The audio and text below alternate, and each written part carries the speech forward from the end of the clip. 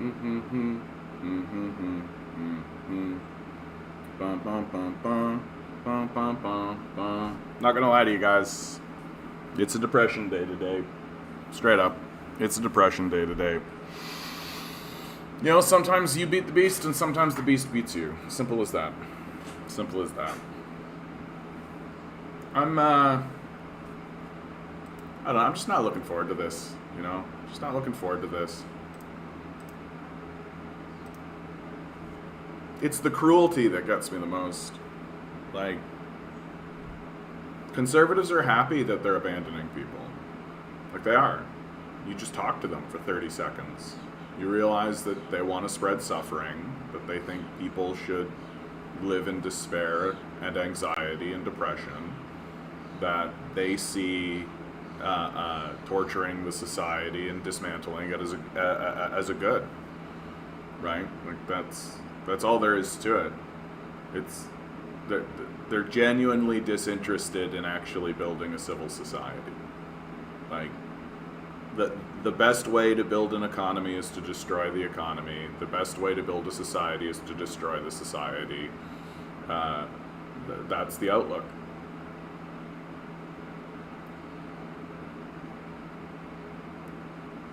Like, I don't even know what can be said. Like, really. I don't even know what can be said. Like, we're here in Ontario, that means that we're facing a privatization of our healthcare system in serious ways. Like, it's going to be a serious assault against the healthcare system. The building of this highway is so fucking stupid. Like, I can't imagine a stupider project to plant your flag on than build a highway when we're amidst a climate change catastrophe that conservatives deny, right? Like, we're just heading towards this extreme, extraordinary. Like, if you thought that people were delusional before, just wait for it. Like, the delusion is going to be incredible to see. And it is delusion. Like, there's no other word for it. Like, literally, like, a delusion on the same level as, like, stabbing myself in the hand means I don't stab myself in the hand. Like a delusion that's even greater than a belief in Santa Claus. Like, abandoning my children helps my children. That kind of thinking, you know? It's staggering to watch. And even worse than this, we're starting to see polling coming out on the federal level. We're seeing polling coming out on the federal level that shows that if the election was held today, conservatives have a good chance of actually beating liberals in an election. So the conservatives are coming out strong federally as well. Like, this is a major decline of the civil society. Like, this is a major decline. This isn't like a minor disagreement. This isn't a small shift or a small, like, political disagreement. This is an admission by the society that most people should be abandoned. That there should be a wholesale abandonment of the populace. That helping people is wrong. It's bad to encourage cooperation. It's bad to encourage people actually helping one another, right? Hey Eric, hey Ligadese, how you doing, guys? Barnabas, how you doing, bud? I mentioned this already before. The other day I saw some landscaper, big bearded guy, smash up a sign of our local NDP candidate like it looked at his daughter the wrong way. I'm concerned. Yeah. I mean, the Nazis are winning. Like, it's very straightforward, guys. Like, the Nazis are winning. Like, we are going to see, like, an extreme upswell. Like, what I think is happening goes much deeper. Like, think about the idea of American exceptionalism, right? Which, really, when you actually look at it, is no different than Aryan exceptionalism, right? That the white race is the exceptional race, is the powerful race, But the concept of American exceptionalism only really makes sense in a white supremacist nation if the majority of people are white, right? And so we're having this demographic shift, and we're seeing very cleanly that the whites are not handling it well, right? Like, to me, this is the beating heart of everything, right? Like, really, like you scratch your head and wonder what's going on. Why are people working to abandon one another so hard? It's because the white people are getting together and they're creating a society for the whites, right? And as long as you quote unquote work hard, i.e. you have a rich white friend who can get you a rich white friend job, right? And then begin an assault against minorities, against the demographic of citizens who you're afraid of, right? That's what we're seeing, right? We're seeing a white supremacist society assert its dominance. That's what's going on, more than anything. That sure, some white people will get abandoned, but by and large it will be, recent immigrants. It'll be non-white people, right? And you're seeing even the Liberal Party, and so the Conservatives will also do this, expand the slave system, the temporary foreign worker program, right, in order to continuously dismantle and continuously destroy the civil society, right? Like, it's not a fantasy any longer, or a speculation, I should say, right? It's not a speculation any longer, right? The zeitgeist is self-immolation. That's the zeitgeist. That the society wants to kill itself. It's become suicidal. It's trying to destroy itself. It's voting to destroy itself. And any force that is attempting to counteract this suicidal self-immolation is either being completely co-opted by it, and that's the Liberal Party to a T, or is so disorganized and incapable of seizing a hold of and telling the truth about what's actually happening that they come across as very weak and tepid. And that's like your NDP and your Greens, right? And even talking about it is making me feel a little bit better, because it's just like it's becoming more and more obvious, and it's going to be brutal. Like, it's going to be vicious. Cruel is the word. Like, cruel is the word. Like, we're seeing stories. Here's one I came across, right?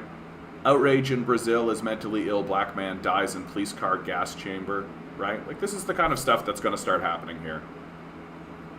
Like, Brazil is a much more advanced fascist society than we are, in terms of our overt acts of public fascism.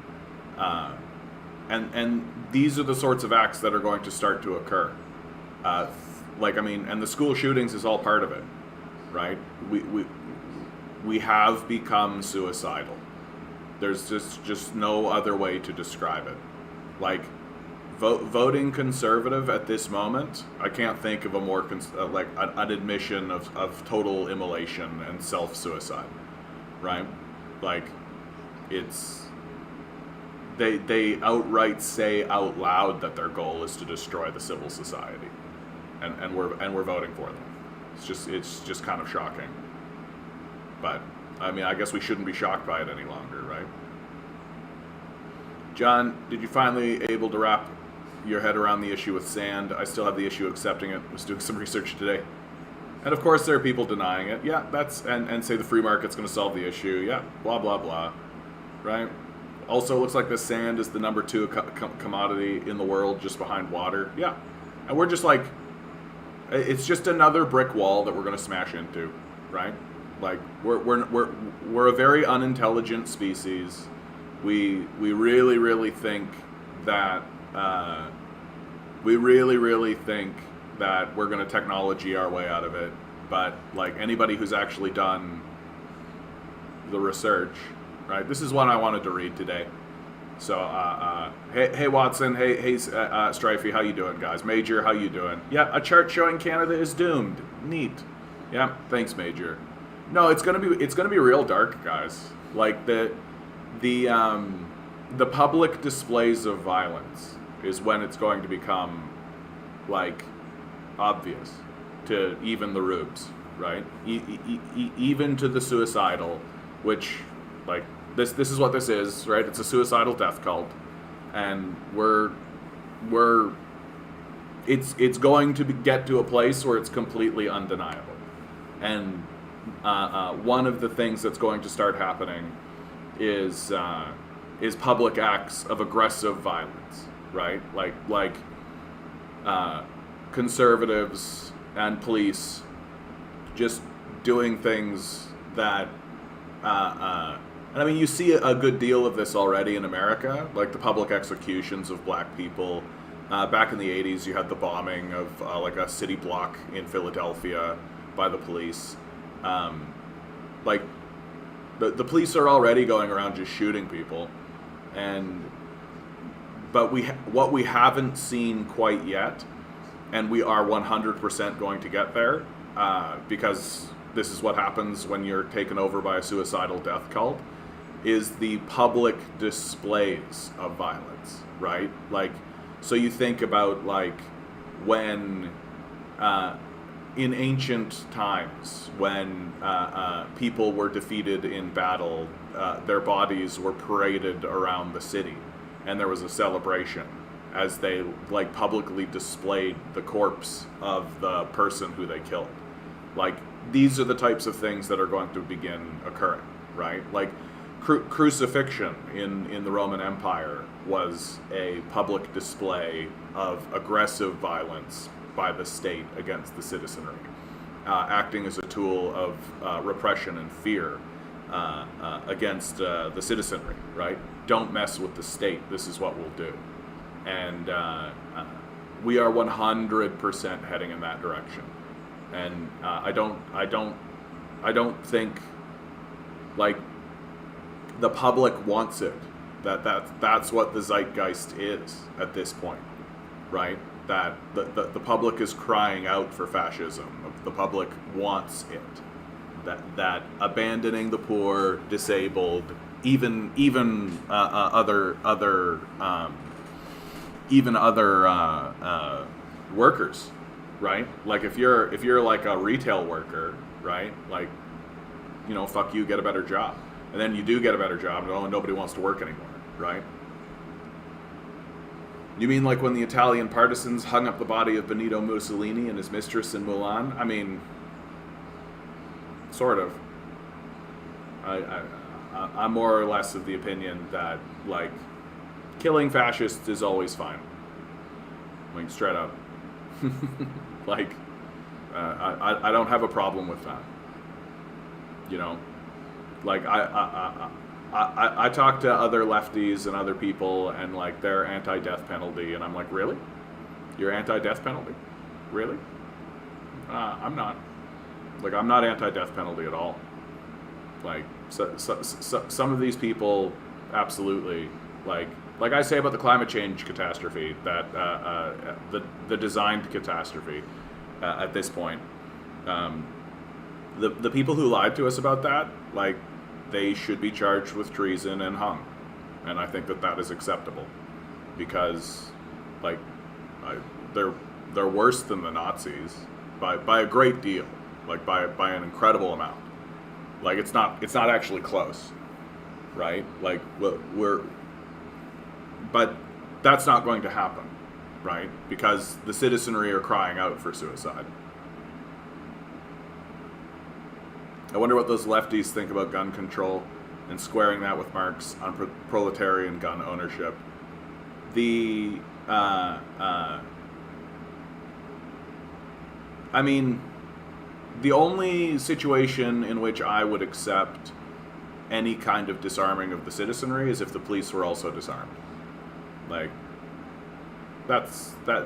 then you can actually have a conversation. But if you're actually trying to say we should disarm the populace and keep the police armed, no. Like, absolutely not. The police the police are an oppressive military force, right? That's what they are. And the idea that you're going to keep them armed and disarm the populace at the same time, like, yeah, you're obviously just setting yourself up to live in a fascist society. But even then, like, the issue of what's going on in the United States with mass shootings, right? It's not simply enough to say, well, they have so many guns. There's lots of places with lots of guns, right? There are lots of cultures with guns, right? And they don't have these mass shootings. Like, it's not part of their culture. It's not what's built in. The issue is that it's become it's suicidal, right? Like, American society and ostensibly Canadian society has just become suicidal. Like, that's what's happening. You're getting a lot of kids who are just going like, this is suicide, like, this is pointless, what we're doing, and they don't know how to articulate it except through violence, because we don't teach kids the artistic language of communication. Like, we don't teach people how to actually use their voice and actually speak with clarity or speak to be understood, right? Words are meaningless now, right? Like, you talk to the average conservative for, any amount of time, and it's not gonna, like, they're gonna accuse Justin Trudeau of being a communist, right? So words are meaningless. You're just saying things in order to foment a tribal kind of behavior, right? Like, there's no, communication's not the point, right? The point is just to create in-groups and out-groups, and that's it. And if your in-group gets power and does violence against the out-group, that's good, and you can celebrate that. And that goes both ways, right? And so, the liberals, like, just today I'm looking at something and people are calling liberals leftists, and I'm like, liberals aren't leftists, right? Liberals are capitalists. Like, they're not leftists. They're left of nobody, right? Like, what are you talking about? But it's not about understanding anything. It's not about being competent or even communicative. It's just about being part of the tribe at this point. And like, we're reverting into like a kind of like reduced monkey brain at this stage in the game. Just like monkeys with guns. Yeah, I'm actually anti-death penalty. Yeah, no, and I don't. It's not a sticking point for me, Eric. Like, I'm not. I'm not going to make fun of anybody because I understand the position. Like, I am anti-death penalty for citizens. Like, I don't think that the death penalty should exist for like petty crimes or even like homicide or anything like this, like crimes of passion, this sort of thing, right? Like, I think that the death penalty should exist for treason. Right? Like, for literal, like, the betrayal of the entire society, right? Like, that's when I think the death penalty is fine, right? Like, if you're doing, like, if you pull out a gun and you kill your husband because he cheated on somebody, like, that's a crime, obviously. Or if you, like, even if you, like, go and rob a bank, like, I'm like, yeah, you want money, right? Like, that's the way it is. But if you're systematically betraying the entire society to ensure their destruction, like, that's an evil that has to be responded to, right? Like, you think about people like Mussolini. Mussolini's a great example, right? Like, the actions that Mussolini did killed millions of people, right? Like, no, you don't just get off the hook.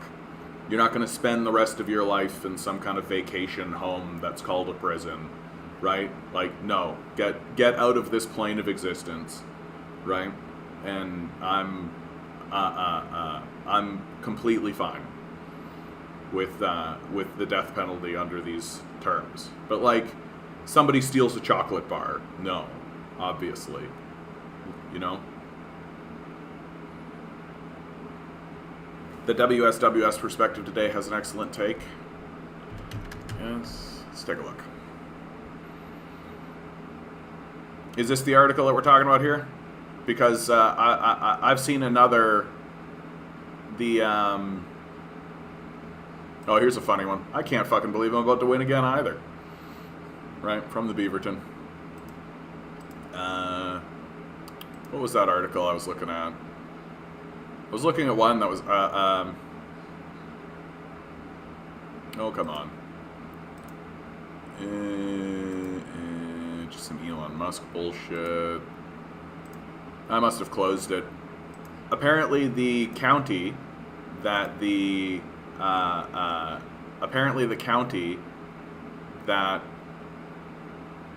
it is. Uvalde Police School District no longer cooperating with Texas probe of shooting. Right? Normal society, guys. Like, totally normal society. The Uvalde Police Department and the Uvalde Independent School District Police Force are no longer cooperating with the Texas Department of Public Safety's investigation into the massacre at Robb Elementary School and the state's review of the law enforcement response, multiple law enforcement sources tell ABC News. The Uvalde Police Chief and spokesperson for the Uvalde Independent School District did not immediately respond to requests for comment from ABC News. According to sources, the decision to stop cooperating occurred soon after the director of DPS, Colonel Stephen McGraw, held a news conference Friday during which he said the delayed police entry into the classroom was the wrong decision and contrary to protocol. Reached by ABC News, a spokesperson for the Texas Department of Public Safety said the Uvalde Police Department and the Uvalde CISD Police have been cooperating with investigators. The chief of the Uvalde CISD Police provided an initial review, but has not responded to a request or a follow-up interview with the Texas Rangers that was made 2 days ago. Like, normal society, guys. Totally normal, right? Just the police being like, nah, we're just not going to cooperate. Like, completely fucking normal. This one's from David Walsh. The Uvalde Massacre and the Pathological Violence of American Life. The shooting in Uvalde, Texas on May 24th has prompted a great deal of discussion. The scale of the horror and the depth of the public reaction suggest that something of a tipping point has been reached. Many people in the U.S. and elsewhere are raising questions about the event. How could such a thing, the massacre of small children, take place? Parents have been placed in the impossible position of having to try to explain to their own children, potential victims, why incidents like this occur. At the same time, everyone knows it is only a matter of time until news of the next and possibly worse mass killing flashes across television and computer screens. Where, when, and how many victims are the only unanswered questions, and the shooting after that. Waiting anxiously for the next shoe to drop has become a way of everyday life in America. The Texas massacre of the innocents reveal a deep pathology at the core of American society. Vast numbers are sincerely attempting to make sense of how the present state of life in the country unhinges a fraction of the population in this homicidal manner. A politicalization and a radicalization are underway. By and large, however, masses of people do not yet make the connection in particular between the official violence, the endless wars and the threats of new and wider wars, the relentless killings carried out by law enforcement, the establishment's essential indifference to 1 million dead in a preventable pandemic, and the manner in which the most psychologically susceptible individuals experience, absorb, and even reproduce it. This susceptibility is mediated through the political and economic situation, as well as the social and cultural atmosphere. This is not the first violent period in American or world history. What generates a truly damaging double despair in certain young people is the combination of their own apparently miserable personal prospects and the barren, repugnant state of the public life they see before them. The absence of any mass-based progressive social or anti-war movement, even of a reformist kind, has far-reaching consequences. Human beings, except for a handful, do not live for stock market prices or the latest in military hardware. The ruling class imagines that it can get by with endless sleight of hand. The Democratic Party offers an African-American candidate guaranteeing historic change, a female candidate supposedly speaking for an underrepresented half of the population, an honest Joe promising the most radical administration since the New Deal. Each of these lies has only deepened cynicism and disillusionment. The media registers the popular revulsion over the actions of the gunmen in Uvalde, attempting always to channel it in the narrowest and, if possible, most socially backward directions. When it comes, however, to American military violence in Iraq or Afghanistan, or any number of other places, or its proxy war in Ukraine, the press and television news adopt another tone. In these cases, the glorification of killing and death goes on uninterruptedly, and not only in the fascistic Murdoch-owned outlets. The New York Times recently ran a typical bloodthirsty piece headlined, "Tending Russia's Dead as They Pile Up in Ukraine," which reveled in the carnage. It described the efforts of a Ukrainian soldier to collect the corpses of Russian war dead. The Times went on, "This is the best work in the world," the unnamed soldier said, of the grim satisfaction to be found in collecting the corpses of the invader. Business Insider, the financial and business news website, for its part, recently reported a Ukrainian soldier in a liberated town said that killing Russian forces is like a sport now. This only echoes U.S. propaganda about its neo-colonial liberating efforts, peppered with atrocities, torture, and mass killings in the Middle East and Central Asia. Why should anyone imagine that the daily glorification of slaughtering other human beings as a legitimate and even preferable solution to difficult problems would not communicate itself viscerally to individuals who find themselves in what they take to be impossible personal binds? Mass death has also been normalized over the course of the past 2 years through the COVID-19 catastrophe. The population has been told at every turn that it must learn to live with the pandemic, that in fact it ought to get over any sentimentality about the ill and the dead. The Times, the Wall Street Journal, and the rest have made it their business to paint the maintenance of profits and business as a more pressing issue. Again, what corrosive impact does this continuous devaluing of human life, the complacent acceptance that many old, poor, and otherwise vulnerable people will fall victim to the virus, have on the texture and quality of popular life? At the same time, the Uvalde episode makes the ruling elite nervous. After all, it gives America a major black eye.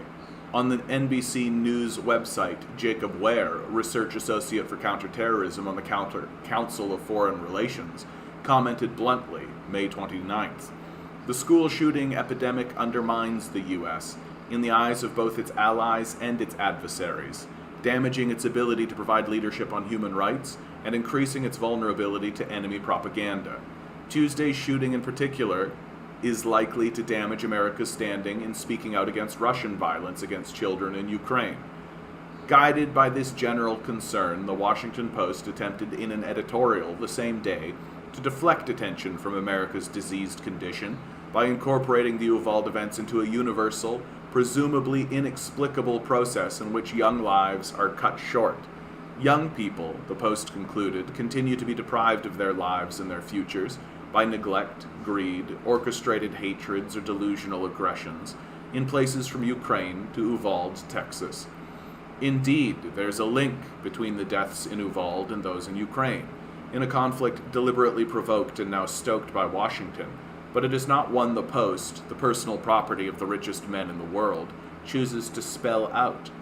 Both tragedies are bound up with the brutal, decayed state of American capitalism and the eruption of its endless violence at home and abroad. The pronouncements of establishment pundits on the Uvalde incident continue to be as banal and deluded as ever. The American ruling evil devil will not voluntarily cut off its own claws. He is incapable of even acknowledging them. Much of the attention has been directed toward the inaction and incompetence, or worse, of law enforcement in Uvalde. While the media no doubt uses this element to divert attention from the other troubling phenomenon, this aspect of the disaster has legitimately outraged both families in the town and broader layers of the population. Generally speaking, as Hurricane Katrina and innumerable natural and social disasters have demonstrated over the past 2 decades, the vast military police machine, bloated beyond recognition through the war on terror and the building up of homeland security, is useless when it comes to protecting the population. That's not its purpose. This apparatus is only good as a rule in the US and on the rest of the planet, for repression, especially for shooting down the poor, the defenseless, the inadequately armed, or entirely unarmed. In keeping with this social reality, one Uvalde parent bitterly complained about being arrested by U.S. Marshals and handcuffed after she urged law enforcement to do something about the ongoing massacre. The woman said she saw other parents being pushed to the ground, pepper sprayed, and tasered. They didn't do that to the shooter, but they did that to us, she said. That's how it felt. A vile, rapacious, ignorant ruling class presides over American society. The political leadership in both major parties, along with the bankers and corporate CEOs, are hated by every honest portion of by the people. The media only exists to inject poison into the atmosphere and obliterate serious thought, shutting up or drowning out critical voices. But masses of people, undergoing one earth-shattering experience after the other, are concluding that they have had enough. Inexorably, organically, a movement is beginning to break through the corrupt framework. This finds initial reflection sharply in the voting down of contracts foisted on workers by the unions, the criminal accomplices of the financial oligarchy. The widespread anger and revulsion are a necessary and welcome development. They already demonstrate that political pessimism is both unwarranted and thoroughly reactionary, but that healthy sentiments need to be elevated and take on a consciously radical and anti-establishment character through the growth of a socialist understanding and influence in the working class. Significant progress will be made when the very foundations of capitalism in America are questioned and challenged on a mass scale.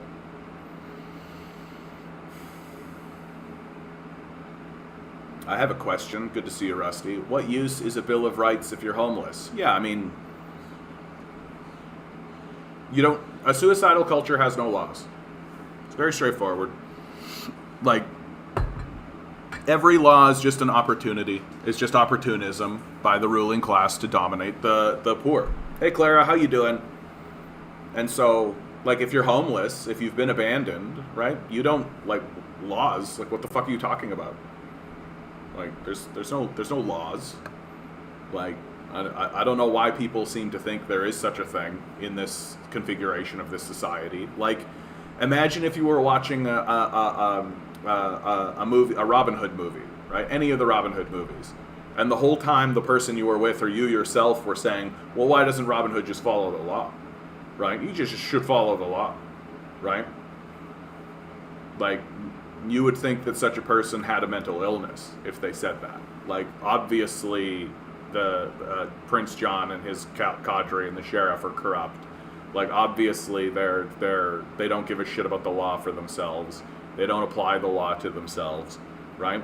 And a society that doesn't apply the laws universally is those are laws that you can safely ignore, right? Like, that's the basis of law.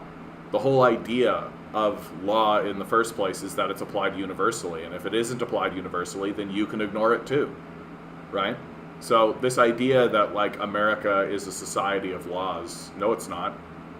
Like, no, it isn't. Like, what are you talking about? That the wealthy don't apply those laws to themselves, right? So you shouldn't bother applying the laws to yourself either, right? Like, and if the society has gone suicidal, like our society has, you're under no obligation to pay attention to the laws as they're written. Like, who cares?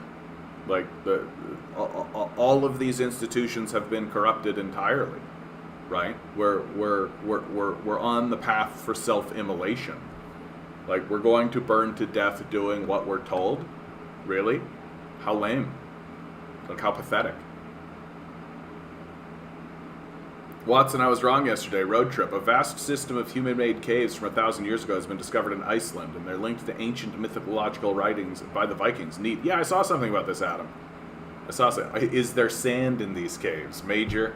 Cutting right to the important shit. Rights codified in bourgeois society are essentially privileges, because if they were rights, they could not be removed. Well, I mean, one assumes that the purpose of any legal structure or system is to look to the well-being of those who are ruled by it, right? Food and shelter seems like something that should be codified completely. And if your society is not going to look out for the base level of your well-being, food and shelter, then you're under no obligation to follow any of the rules that they say to you, right? Like, if you were a child living with a guardian and that guardian was physically abusing you, right, and causing you pain, you're under no obligation to listen to them or pay any attention to them, except through fear of the force of violence, which is what conservatives will say, by the way. Like, if you talk this way to a conservative, the response from the conservative will be, well, then we'll fuck you up with cops, right? Because fascism is pretty much built in at this point. Yeah, what good is voting if you have to overwork just to keep a roof over your head? Yeah. I mean, I respect those who vote. It's another channel, it's another way, but I don't respect those who think that voting is the only thing to do. That's my position. Like, if you go out and vote, like, I understand, and I say vote for a third party, stop voting for the capitalists, right? Vote communist. But at the same time, if you don't, I understand. Like, I don't plant a flag on it, right? I'm not. I understand where the people who don't vote are coming from, and I understand where the people who do vote are coming from. But in all cases, whether you vote or don't, in all cases, if you are not attempting to become politically active in some regard, that's where I say, oh, then you're fucking worthless. Like, you can make the claim that, well, voting doesn't help because it's all capitalist and it's been dominated, it's completely corrupted, so what's the point of pretending like there's a justification to it? I am going to work with this organization and attempt to create political strength through this way. That is valid to me. But if all you're going to do is just bitch about it and sit on the couch, like, I don't know what to tell you. I'm kind of sad, actually. Oh, I'm sorry to hear that, Clara. I'm having that kind of a day myself. I think that might be the energy that's in the air, you know? I had a special teacher that helped me every day in school. Just found out she's quitting. We always talked about communism and our ideal society, so I'm sad she's gone. Oh, yes. It's always sad when people move on. It's always sad when someone you've come to enjoy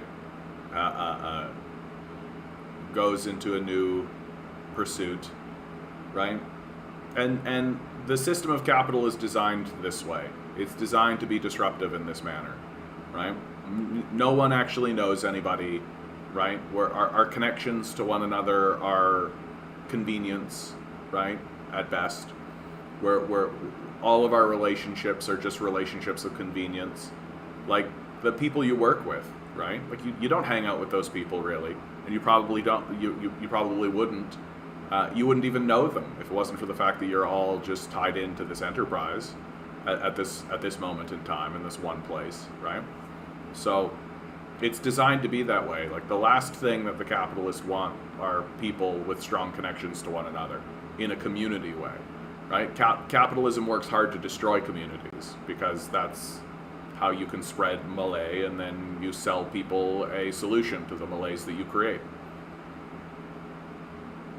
Yeah, the U.S. is the only country in the world that voted that healthcare, food, shelter are not human rights. Yeah.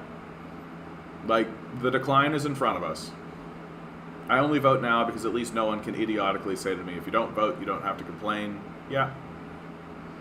I have no illusions that it's meaningless, however. I mean, I am of the position that it is not meaningless. But that its meaning is not, it's lower on the list than other people think, right? That, like, there are people who think that voting is like the ultimate expression of political action, right? And it's much farther down on the list for me, but it still has meaning, right? But it has as much meaning as like it has the meaning that it has, which is just like you're checking a piece of paper and saying that these are my feelings on the issue, right? So but that's not That's not how politics actually works. I saw a conservative comment today saying that if people start argument that working from home, they're just lazy people. Yeah, it was in the comment section of an article. So yeah, Elon Musk, right? Elon Musk is putting. It's just about dominance and control. It's just the fascistic impulse of dominance and control. That's what it's all about, right? That if people are comfortable and happy and able to have more control of their own lives, that's a problem for the capitalist death cult, right? Like that's the truth of it. Like, and you've got to remember, like, we are dealing with a parasitic class that are essentially children, right? Like Elon Musk is maybe 12, like maybe, in the way that he looks at the world and his outlook, right? Like he's not grown up at all, and so when you're so childish and insecure, right? Like you need to have people, right, to sort of create the justification for your own existence. Like, for fuck's sake, what's Elon Musk been doing these last little while? He's been playing Elden Ring, right? Like that's what we've been seeing him do. He's been playing Elden Ring, right? And that's probably happening because people are working from home, and so he's feeling disconnected from everything, right? And why is he feeling disconnected from everything? Because he's not valuable, right? He adds no value. He's not important, right? He doesn't matter to the system at all. And that's something that someone like Elon Musk doesn't want to acknowledge or admit, that they're irrelevant to the actual working of the way the system is, right? And so how do you pretend as though you have relevance? You assert your dominance, right?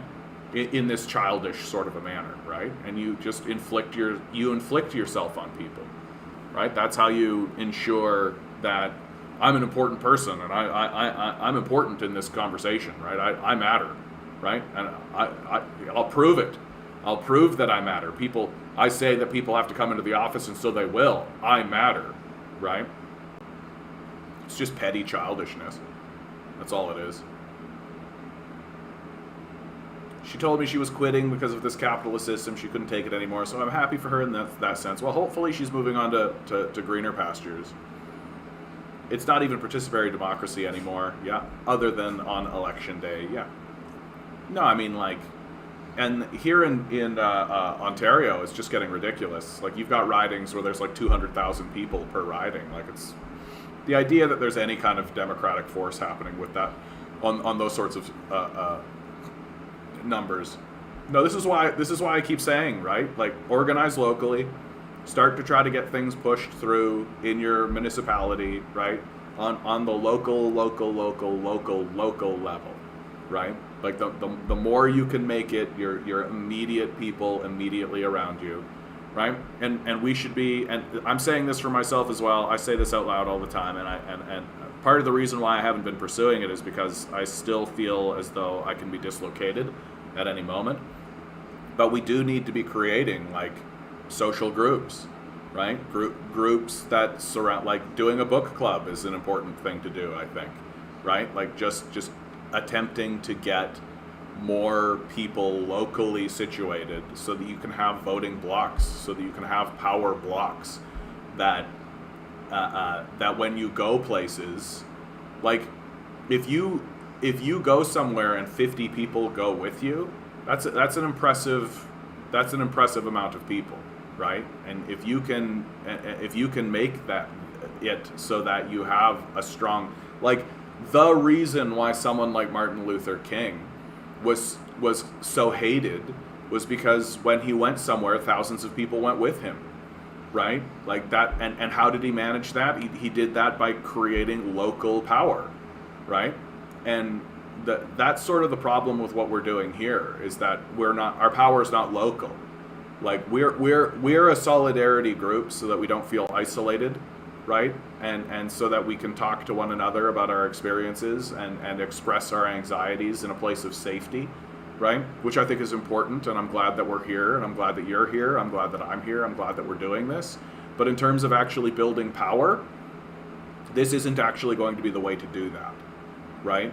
That to build power, you need to actually get a hold of local people and print the flyer, make the local group. Like, it is how it has to be, right? Especially as we move forward, especially as the suicide continues, right? And which is absolutely where we are, right? Like, we're absolutely in this suicidal moment where we're going to see like enormous acts of self-immolation occur. Going back to the death penalty, absolute power corrupts, absolutely, right? Therefore, I'd rather see an attempt to convince TPTB that they are guilty of their crimes, watching them cry, then die. Yeah, again, this isn't a hill that I die on. Like, I'm not gonna be like, you're not a leftist if. Like, my feeling is very straightforward. Like, I think that if you kill thousands of people indiscriminately, you should be hung for it.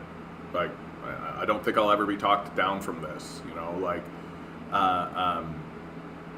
and like, you can see it in the Nazi tribunals. Like, they don't, those guys didn't cry about it. Like, a lot of them stood up at the end and were like, everything I did was for the glory of Germany. And they felt self-righteous about it, right? Like, a lot of those Nazis go and get hung and shot believing that they were virtuous and right and that what was happening to them was unjust, right? Like, these people are psychos. You're not going to watch them cry. Like, you're not going to watch them cry. Like, and the point of it isn't to punish them. Like, that's something that I think I need to make very clear about why I feel strongly about this. The reason you're doing it is not to punish them. It's to create a historical precedent in the society that says, if you do these things, you will die. We will kill you for this. Like, but we're such a weak society, we're such a weak people, that we don't believe that there is such a thing that as a line you cannot cross. And I disagree. I think that there are lines that you cannot cross. And if you do, you deserve to die for it. It sucks when people you like being around leave. Yeah, my home care worker left. I'm kind of sad about it. I'm sorry to hear that, Major. That's tough too. Yeah, that's tough too, man. It's like it's one of the reasons why I'm actually kind of glad that I'm not doing theater anymore, because part of doing theater is like you get connected to a group of people, you spend not a good deal of time, but you spend some time with them. You fall in love with people, right? And then you all say, okay, bye, keep in touch, and then you never do because you can't. Right? And then you're just blowing all over the place, and then maybe you connect with them briefly, like you run into another on the TTC, you say hi for a second, and then you just carry on, right? And so it's kind of like you're constantly in this bittersweet, like you're always meeting new people and always connecting to people in that way, but you're always kind of having your heart broken. So I don't really miss that about the theatrical experience. The capitalists are forcing everyone back to... Good to see you, by the way, Tinker. The capitalists are forcing everyone back in office or work. Remote work was the answer to the car traffic problem. Yeah, I mean, like, we should absolutely be getting people to work from home as much as possible. Like, we're in a climate catastrophe. Like, we're in a crisis. We've got to stop polluting, right? What's a great way to stop polluting? Have people stop driving their cars. How do you get people to stop driving their cars? Work from home, right? Like... This is why I say over and over again, like, we need to actually talk about creating a war economy. Like, we've got to start talking about a war economy and start getting rid of these superfluous capitalists and this superfluous financialization of the system, right? Like, we have to actually move and mobilize resources on purpose with an intent, right? The idea of free market capitalism is a failure completely.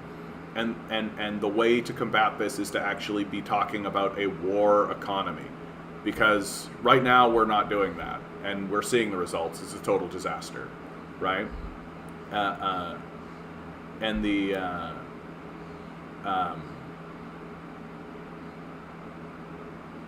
I think that the language we need to be using is we need to have a war economy to fight climate change, right? And to fight the responses to it. And to even if you're one of those people that's saying we need to adapt to climate change, like, okay, well, we're not going to do that without a war economy. right? Like, we're not going to adapt without a war economy. Like, as long as the pathetic, parasitic class is in charge, right? Their objective is to just abandon us, right? Have a good one, Clara. I have to go to bed now, as always, but of course, watch everything back. I love this community, and you are all awesome. Oh, well, isn't that a beautiful thing to say, Clara? I appreciate that. Let people know I exist. Let people know we exist. Just tell your friends, tell your family, tell everybody out in the world, man. Like, we've got to start building power and start building groups like this who are just, even if all we're doing is documenting the decline, right? Even if this just stands as a testament to the decline of our civilization, right? Like, and the best way to make a group, like, the algorithm has 100% shadow banned me, for sure. Like, I used to get like 50 subscribers a month. Now I'm getting 10, right? And that's because of my own initiative and spreading it around. So, like, we're 100% leftists are being shadow banned. 100%. My videos get demonetized. My videos are getting limited, is what they call it, right? So it's just a way for them to justify not putting ads on it, so that I can't actually even get paid for the work that I'm doing, right? Which was always the promise of getting to 1,000 subscribers. Get to 1,000 subscribers, you can start to get paid. Oh, ha ha ha, demonetizing you, because you said the word Ukraine, right? And so, please, like, share, subscribe, tell people I exist. If you've got $1 jangling around that pocket, think about sending it my way.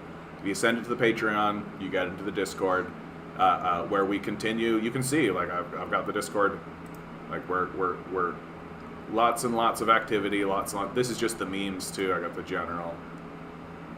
Like, I feel like people are. The benefit of being on the Discord is that you're always sort of connected to a group. Like, you're always connected to a group that's always trying to work for you.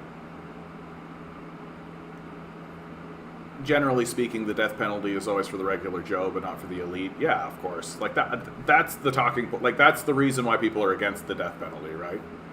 Like, I also had a libertarian today tell me that capitalists earn their wealth, so they deserve to be the elite. I mean, I can't think of a stupider way to think, right? Like, Elon Musk was born a billionaire.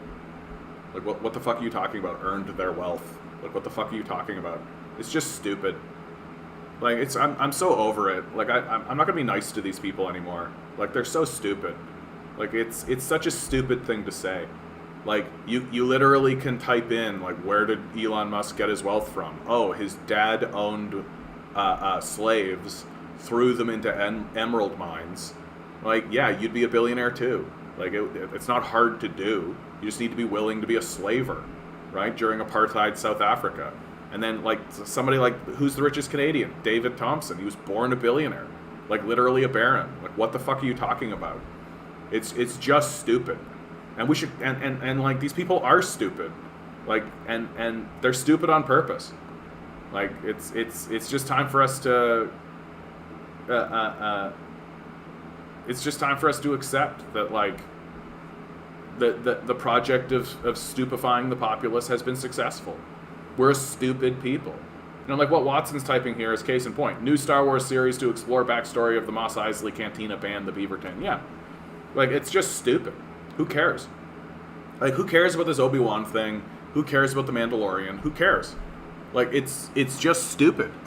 Like, when I watched the first season of Mandalorian, just because I was like, well, this is the popular thing, I should probably be apprised of it. And I just realized, like, oh, like, this is stupid.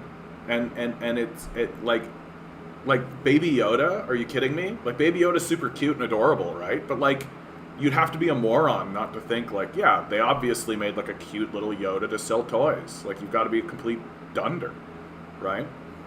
Like, no, we're just like and again, I can't believe Ford is going to win another majority. The idiots in Ontario fell for the car plate sticker grift. And don't forget about the highway, right? Don't forget about the highway, right? Like, the stupefaction of our culture is pretty brutal. Like, pretty brutal. It's tough to live in a society that not only is stupid, but also makes fun of even trying to be smart, right? Like, if you try to be smart, you get mocked, right? Like if you try to actually have a perspective that actually matters. Clara is awesome. Yeah, she's a sweetheart. After watching Bad Empanada video today on climate change, it finally changed my mind and agreeing with you, John, that we need a war economy. Heck, even a planned economy for the very survival of our species. Yeah, like literally anything, eh? Like literally any plan.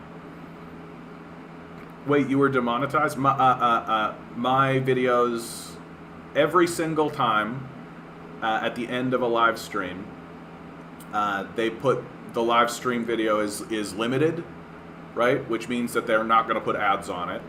I can still get money from super chats and things like this, but they don't put ads on it. And then I need to request them to review it.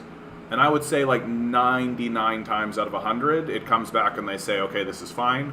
But by the time that all happens, most people have actually watched the video. So it really slows down the amount of ad revenue that I get. And it's purposefully done for obvious reasons, right? Like they don't want leftists to make money on this. Very straightforward. I have other workers and my mom, so the government hasn't sent me letters advertising the medical dying program for me yet, thankfully. Yeah, Major. Like, that's a tough one, man. That's a tough one. The Nazi tribunals had nothing to do with trying to convince them they were wrong. If someone is a psychopath, how could they be fit to stand trial?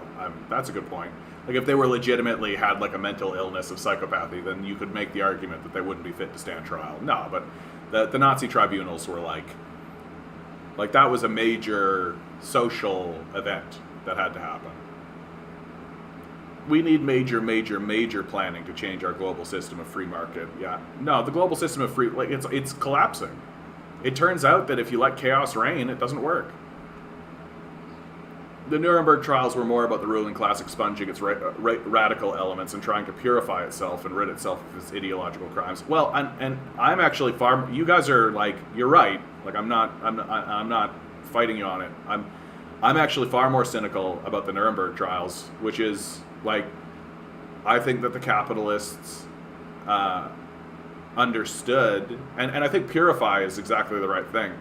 Like, you guys know me. I say I don't see a difference between capitalism and fascism. Like, I understand that there are those who do.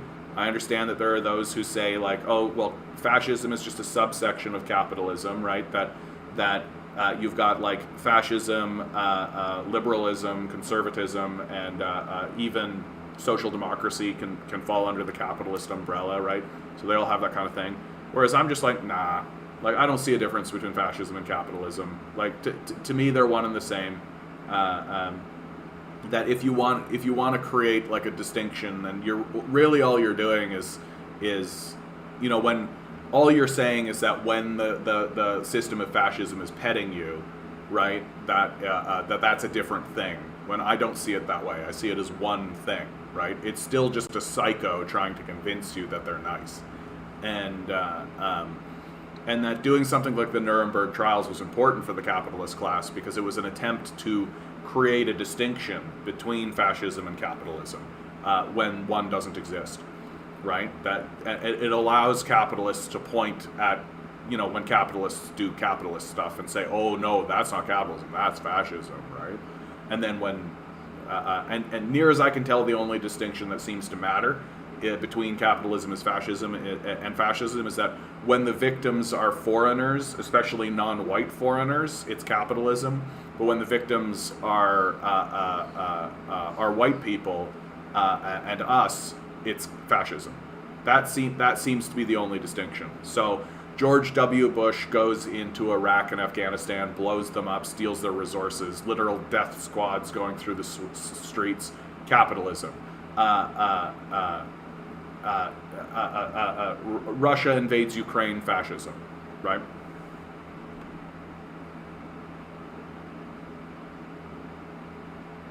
Ask the libertarians what their stock portfolio looks like. I can't see how one can simp for capitalists without having investments and material attachments to capital itself. Yeah, when workers simp for capital, right? Like, that's the Stockholm syndrome in effect, right?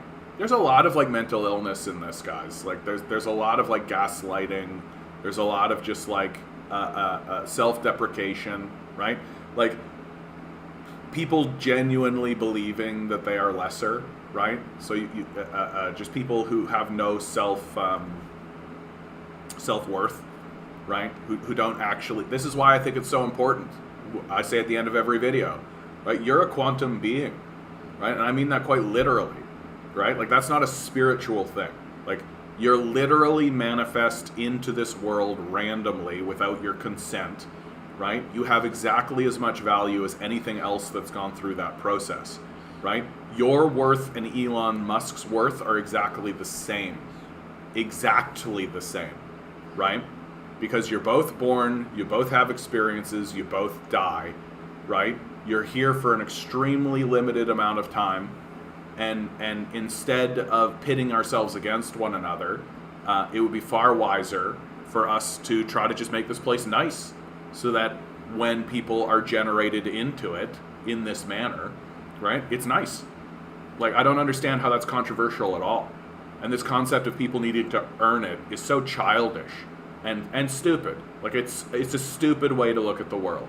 Like, you didn't earn the air, you didn't earn the garden that was created for you, you didn't earn the water, you didn't earn the buildings that you live in, you didn't earn the streets, you didn't earn any of this. Like, none of that was earned, right? You inherited it, right? Obviously. And you'd have to be like a little baby brain to think anything else. That, like, obviously we're inheritors of this. Nobody earns anything. There's no such thing. The concept of earning something doesn't exist.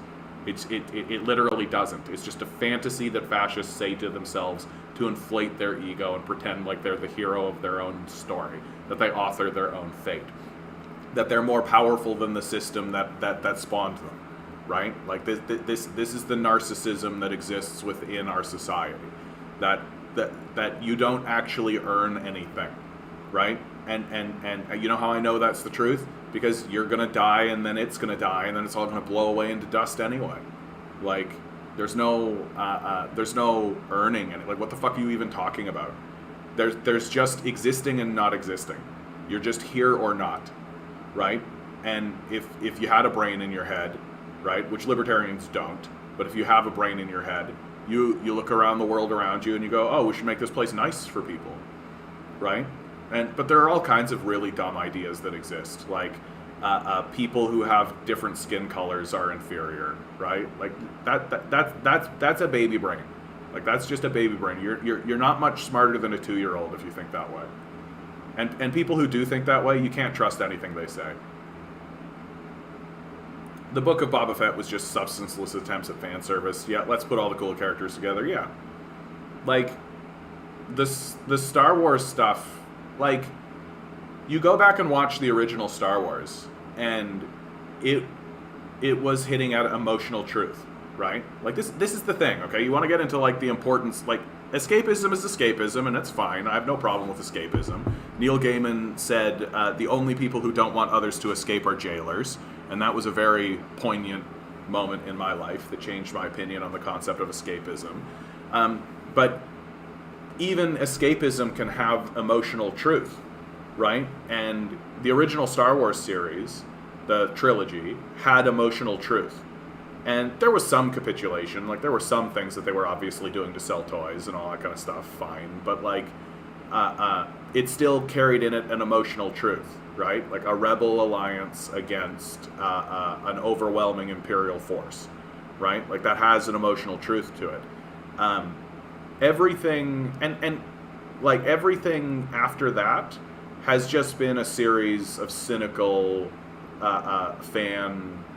Like, the only people who are still involved in Star Wars in any kind of meaningful way are like your diehard, like they'll die on it. Like I've talked to like diehard Star Wars fans who will bend over backwards trying to convince me that the stupid shit that exists in their franchise actually makes sense because of, and it's like it's a religion now. Like, that's the thing. Like, and none of it has any emotional truth. None of it has any emotional value. None of it matters because it's owned by the Empire now, right? Like, the Empire owns Star Wars now, and so it's incapable of actually hitting on the emotional truth of what makes Star Wars good and important, which is that fuck the Empire, right? And very steadily over time, you're going to see this happen, right? It's definitely going to happen. It's already happened to a degree with the character of Anakin Skywalker, that the Empire will steadily become more and more sympathetic until finally it will invert itself, and you're supposed to be rooting for the Empire. That's the end game for Star Wars, right? That people like Rey Skywalker and like even like Luke Skywalker, they'll just CGI him and all this kind of stuff. Eventually, everyone will just capitulate that, oh, the Empire was always right, right? That's the end game for it, because that's the only thing that Disney will be capable of telling people, right? And there'll be no emotional truth to it. It'll be like fascism writ large, right? Like, the next iteration of fascist propaganda comes out of Star Wars for sure, like, for sure. That our evil is legitimate because it serves the greater good, right?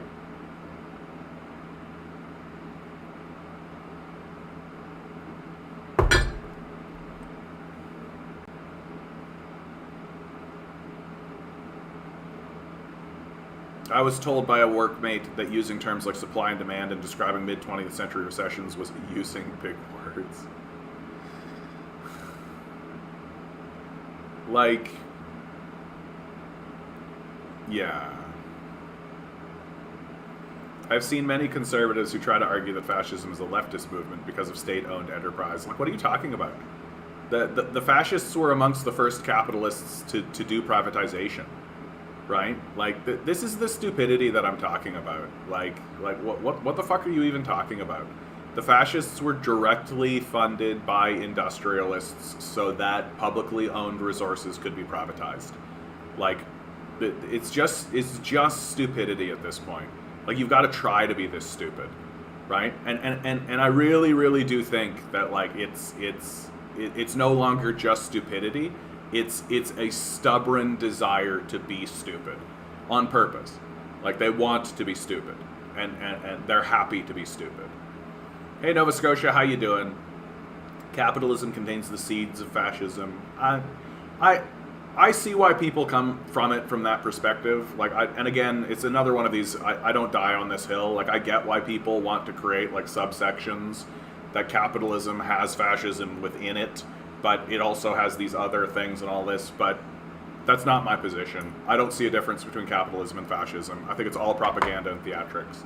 That it's very beneficial and convenient for the capitalists to create a shadow version of itself and say that the shadow version of itself is somehow different from capital, right? That, oh, this is capitalism, like, we're here to do good, and these guys, they perverted it somehow and it became fascism, right? It's very convenient. It's a very convenient tool to deflect people. And anytime anybody analyzes fascism, they begin with the assumption that they're different, right? And it's good work. Like, I never shit on them for the work that they did. But anytime I read their stuff, I'm just like, sounds like capitalism. Sounds like capitalism. Sounds like capitalism. Like, even the 14 signs of rising fascism, I'm like, sounds like capitalism. Like, I don't really see the distinction, even though they've tried really hard to create one. Like, well, capitalism is an economic organizing instrument around the profit motive and the accumulation of wealth. Fascism is an ideological form used by the ruling class, features revolt from below because of the inherent contradiction and class antagonism in capitalism. Yeah, this is the kind of conversation that I like. But again, like, I look at these ideological forms and I'm just like, they all exist in capital. Like, they all exist in capitalism, right? Like, even well before the fascists showed up, they all exist. Like, when the capitalists were committing a genocide against the First Nations people, like, is that not fascism? Like how is that? I don't understand. Like, I don't really get, like, why is it that this only shows up in Europe for World War II, right? And I really do think, like, it's just that capitalism becomes so grotesque, so obviously grotesque and obviously self-destructive, to such a degree that the capitalists need to respond to it, and they respond to it by creating this new subset of understanding and having all their intellectuals spend time analyzing it instead of actually saying it's all capitalism. Like, it's just capitalism does this. That's how it is. Like, capitalism literally gets its start by creating genocide and enslaving people. Like, but that's not fascism. But John, that is not even capitalism, because according to conservative capitalism is separate from the government, and the problem we face with the society is government. Yeah, another just stupid, like literally something that never exists, right? Like the entire point of the American democratic system is to split up the spoils. Like, it's just always picking winners and losers, right? Excuse you, John, I'm worth more than Musk. You're right, content. I didn't mean to insult you, so excuse me. The other day I was reading an article from North Korea where the photographer was trying to make the argument that having clean street mass transportation, place to walk without traffic, is somehow a bad thing. Yeah, right. We're so simping for cars. Eric, getting ahead of me. I was just about to do this. David Lynch. David Lynch. David Lynch. David Lynch. David Lynch. Here we go for today's number. It's June 1, Going with the 7. 2022. Me and Watson, we're in 10 it. balls. I don't think Each Mock's in the ball chat, has but a number. ride or die on 7. Let's go. We got a 5. Numbers 1 through 10. Oh, he changed his mind. We're all on 7s. 7s, 8s, got some 4s. Numbers. CR Strifey with a 5. Here we go. Here we go. Here we go. Pick a number. Pick a number. Today's number is 1. We all lose. We all lose. Womp womp womp.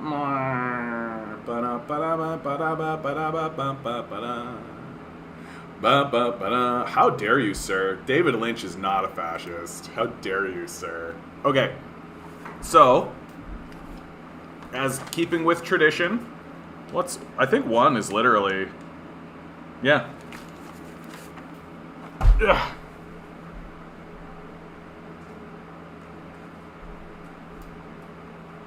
Here we go. Here we go.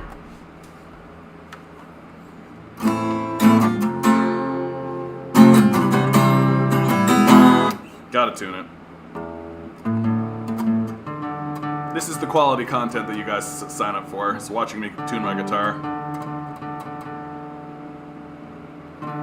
Hope you're all doing well out there.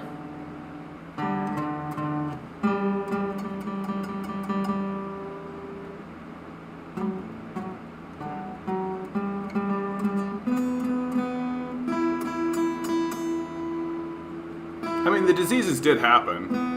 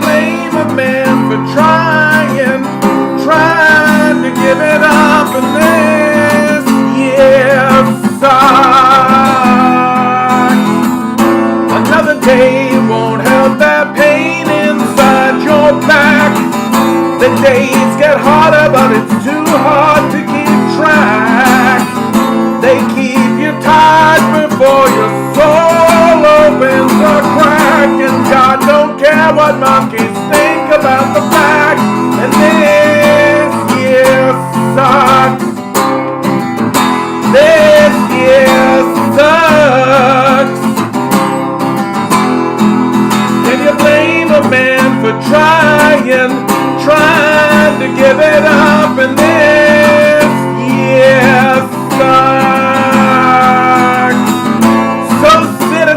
your pile of bones and bloody gold, and human sacrifice don't stop you being old. At least you'll die before the bomb you set explodes. We're gonna burn to death while doing what we're told, and this year sucks. This year sucks. Can you blame a man for trying to give it up? And this year sucks. It burns down anyway. It burns down anyway. It burns down anyway. It burns down anyway.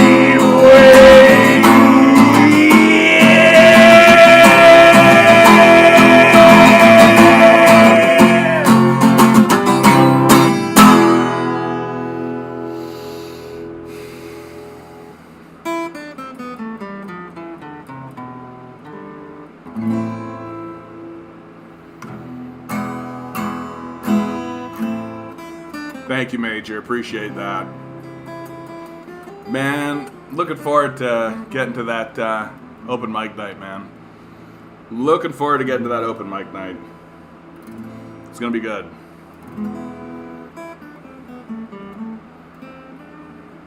I have seen many conservatives ignoring how capitalism has destroyed the indigenous population, and they try to argue, but they've been fighting between each other, die from diseases. Yeah, I'm like, who brought those diseases in the first place?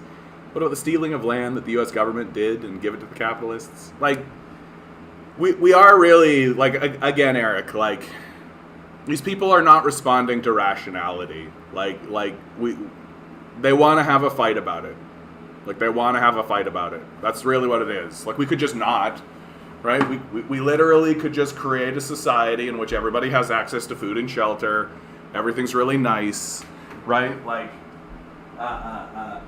people contribute to the things that they consider valuable. But the problem is that so much of the capitalist structure is pointless, right? And they know it's pointless. And so if people suddenly have the ability to choose what they want to do, then so much of the capitalist edifice will cease functioning because people won't do it because it's pointless, right?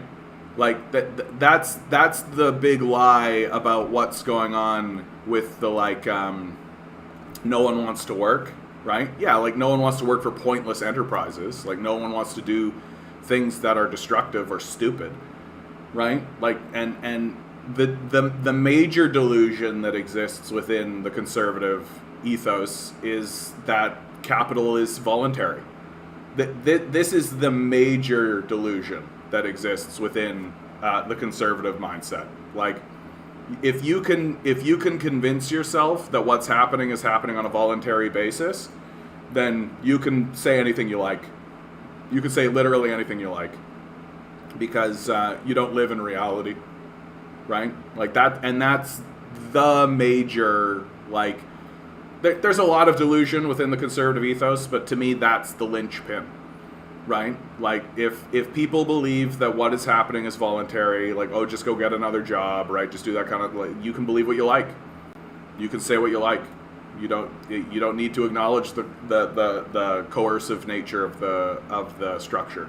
You don't need to acknowledge that, like, landlords are parasites who obviously withhold shelter from people. Like, you don't need to acknowledge the existence of monopolies. Like, you don't, and they don't.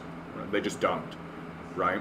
And you don't need to acknowledge the existence of systems, right? You don't need to acknowledge, everything's just individuals individualizing their individualism, right? You don't need to live in reality or have any kind of larger ethos, right? And you certainly don't need things like compassion or empathy. Like, that doesn't need to exist. And this is the result, right? Like, this is the result. More than half of Ontario tenants have been cutting back on food to afford rent. Oh, wow. They're actually using This is Isabella's sign. When was this? This must be an old photo. This is Isabella's sign right here. I didn't even notice this. Like, housing affordability has become a major issue in Ontario over the past several years. It's going to get worse.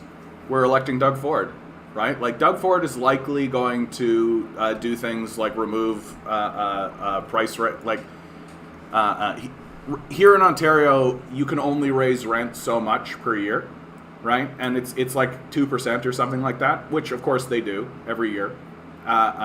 And Doug Ford is likely to remove something like that, right? Just let them raise it however high they want, because, you know, psychos are like that, and they're just going to let people do what they want. And so you'll see places like double their rent and all this. So it's meanwhile, 60% of tenants had to cut back on food to afford rent.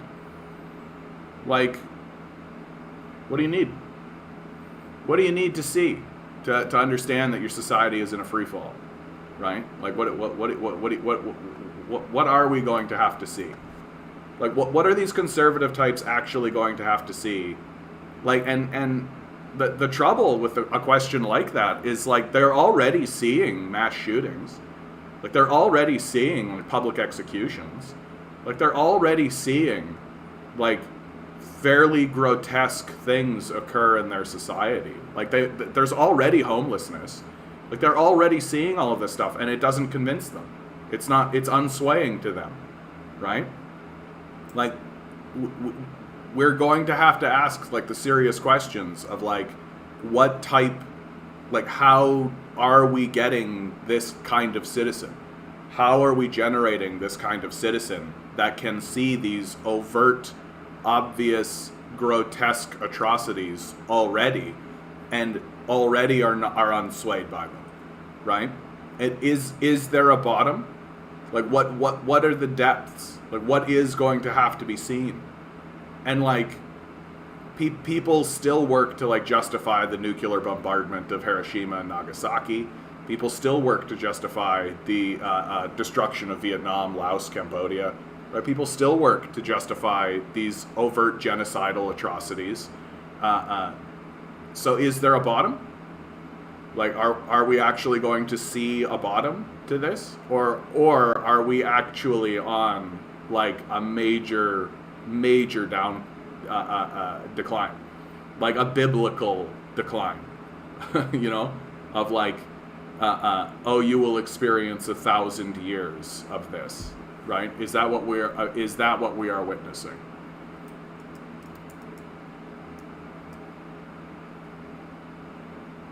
Yeah, everyone's been hypnotized into thinking this is fine as it all burns around them. I don't know if it's a this is fine attitude, but I do think people are frozen. Like, when you get a deer in the headlights, right? Like, when you catch a deer in the headlights, the deer freezes because it doesn't know what to do, right? When, like, any reasonable and sensible response would be like, just leave, just get out of the way, right? But that's not what happens, right? They freeze. Right? And, like, we have this idea of, like, there's a fight or flight impulse, but that's actually not accurate. Because there's a fight or flight impulse, sure, but there's also a freeze up impulse, right? That you just, and you don't know what to do, and you're just, right? And I think that's where we're at.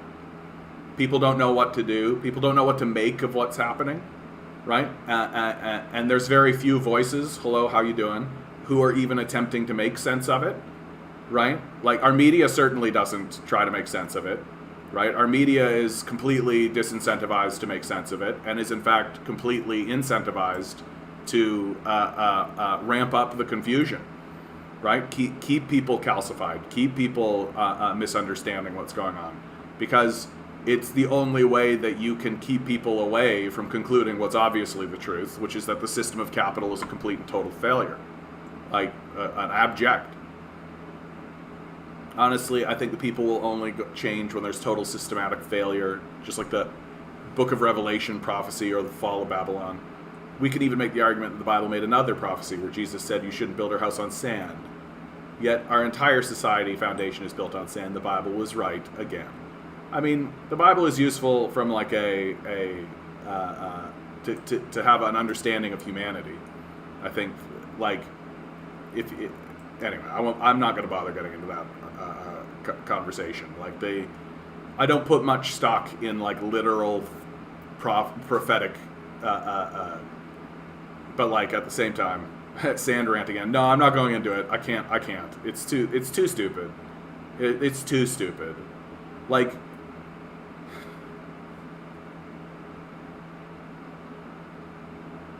we're not going to solve climate change technologically. And the sand thing proves it. Like, oh, we can't figure out how to use a different type of sand. It's over. Like, forget it. We're not confronting climate change with technology. That's not going to happen. I think it's the illusion of eternity. People aren't equipped to grapple with the idea that the everyday reality they know isn't a permanent, stable thing. I think I see where you're coming from there, Strifey, that there's a, like, and to sort of add to it, I think that we lack, on purpose, we've purposefully excluded from the way that we think about things imagination. That the people who use imagination to any degree are just salesmen, basically.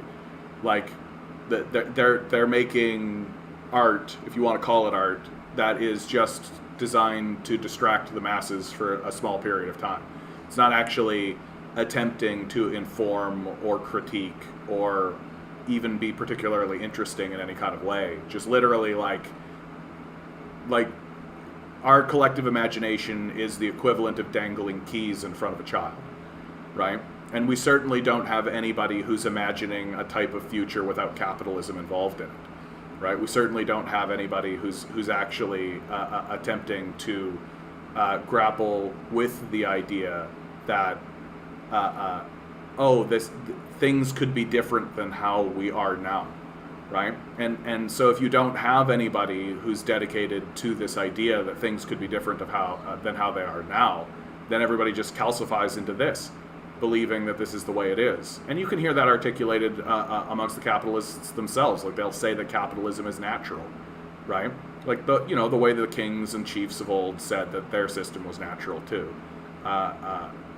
Because they lack the capacity, the intellectual and imaginative capacity to even believe that there could be a different system. And I actually find that this statement that, like, oh, capitalism is natural so you can't change it, I find it to be quite offensive and insulting to humanity, right? Humanity has a skill that we obviously have, the ability to enter the abstract space, communicate with one another, and manifest things into reality from the abstract space. We obviously have this skill set. And what capitalists say when they are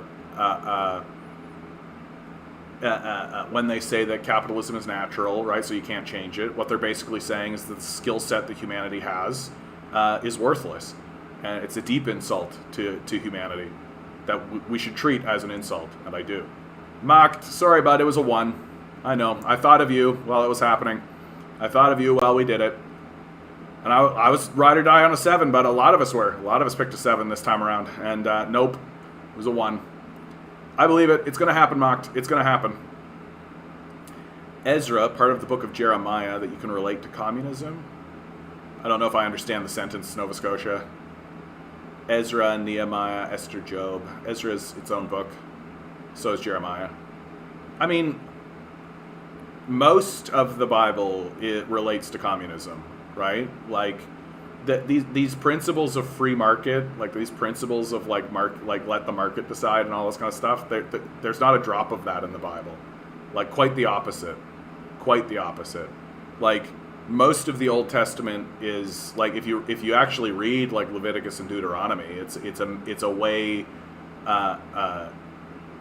it's a legal code for how to actually organize a society, especially, a wandering society in the desert, right? and the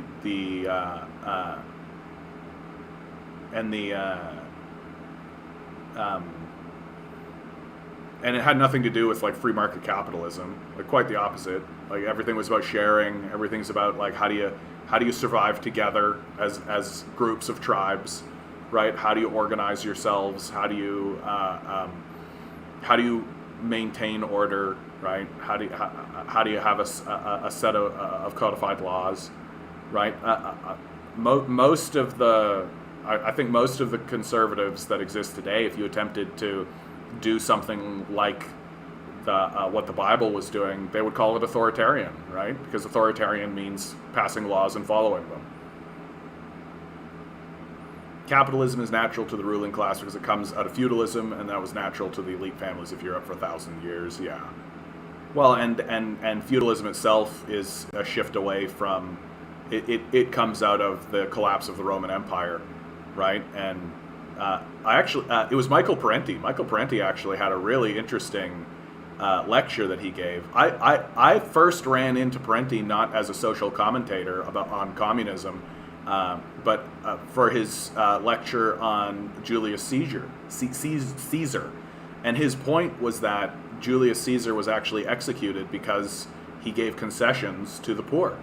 He actually created the system that morphed into feudalism, right? That the idea that slaves should be part of the land, right? Because that's what distinguishes feudalism from slavery. That in slavery you can own a. I knew it. I knew you guys wouldn't let it go. In slavery, you just own someone on a one-to-one level, whereas in feudalism, they're owned by the land, right? So while the relationship is not much better, it is actually better because the feudal serfs then can make up their kind of own society and have a certain type of freedom that they didn't have under slavery. Didn't the evangelical Christian fascists savior literally overturn the money changers' tables? Yeah, exactly. And if you know anything about the law of that time, and you do the investigation, because some people look at that and say like, oh, Jesus, he's rebelling against the system. It's like, no, he was upholding the system. That what the money changers were doing was illegal. That was the crime. Right? So Christ wasn't standing up in defiance against the law, but was standing for the law. And but this is the thing. This is the spark that finally gets him crucified. Was that he was the laws were too inconvenient for the ruling class, and they couldn't have regular citizens upholding the law against the corrupt system. Right? Yeah, and one thing they also had is debt forgiveness for everyone every 7 years. Yeah, which we should also have. Like a 7-year debt forgiveness should be built into the structure of the system, but our system's far too corrupt. Julius Caesar was another Roman guy that suffered from epilepsy big time. Yeah. Well, where do you think the name comes from? German Dutch governments are planning to jointly build a gas field in the North Sea. Yeah, we're too stupid to get off of it, right? Like we can't not. And in this corner, Julius Grand Mal seizure. That'd be a pretty bad fight, actually. That'd be a pretty bad fight. I gotta actually remember to get a video up. Okay, guys, chair stream. This is what you all tune in for. Listen to the chair. Behold, bear witness.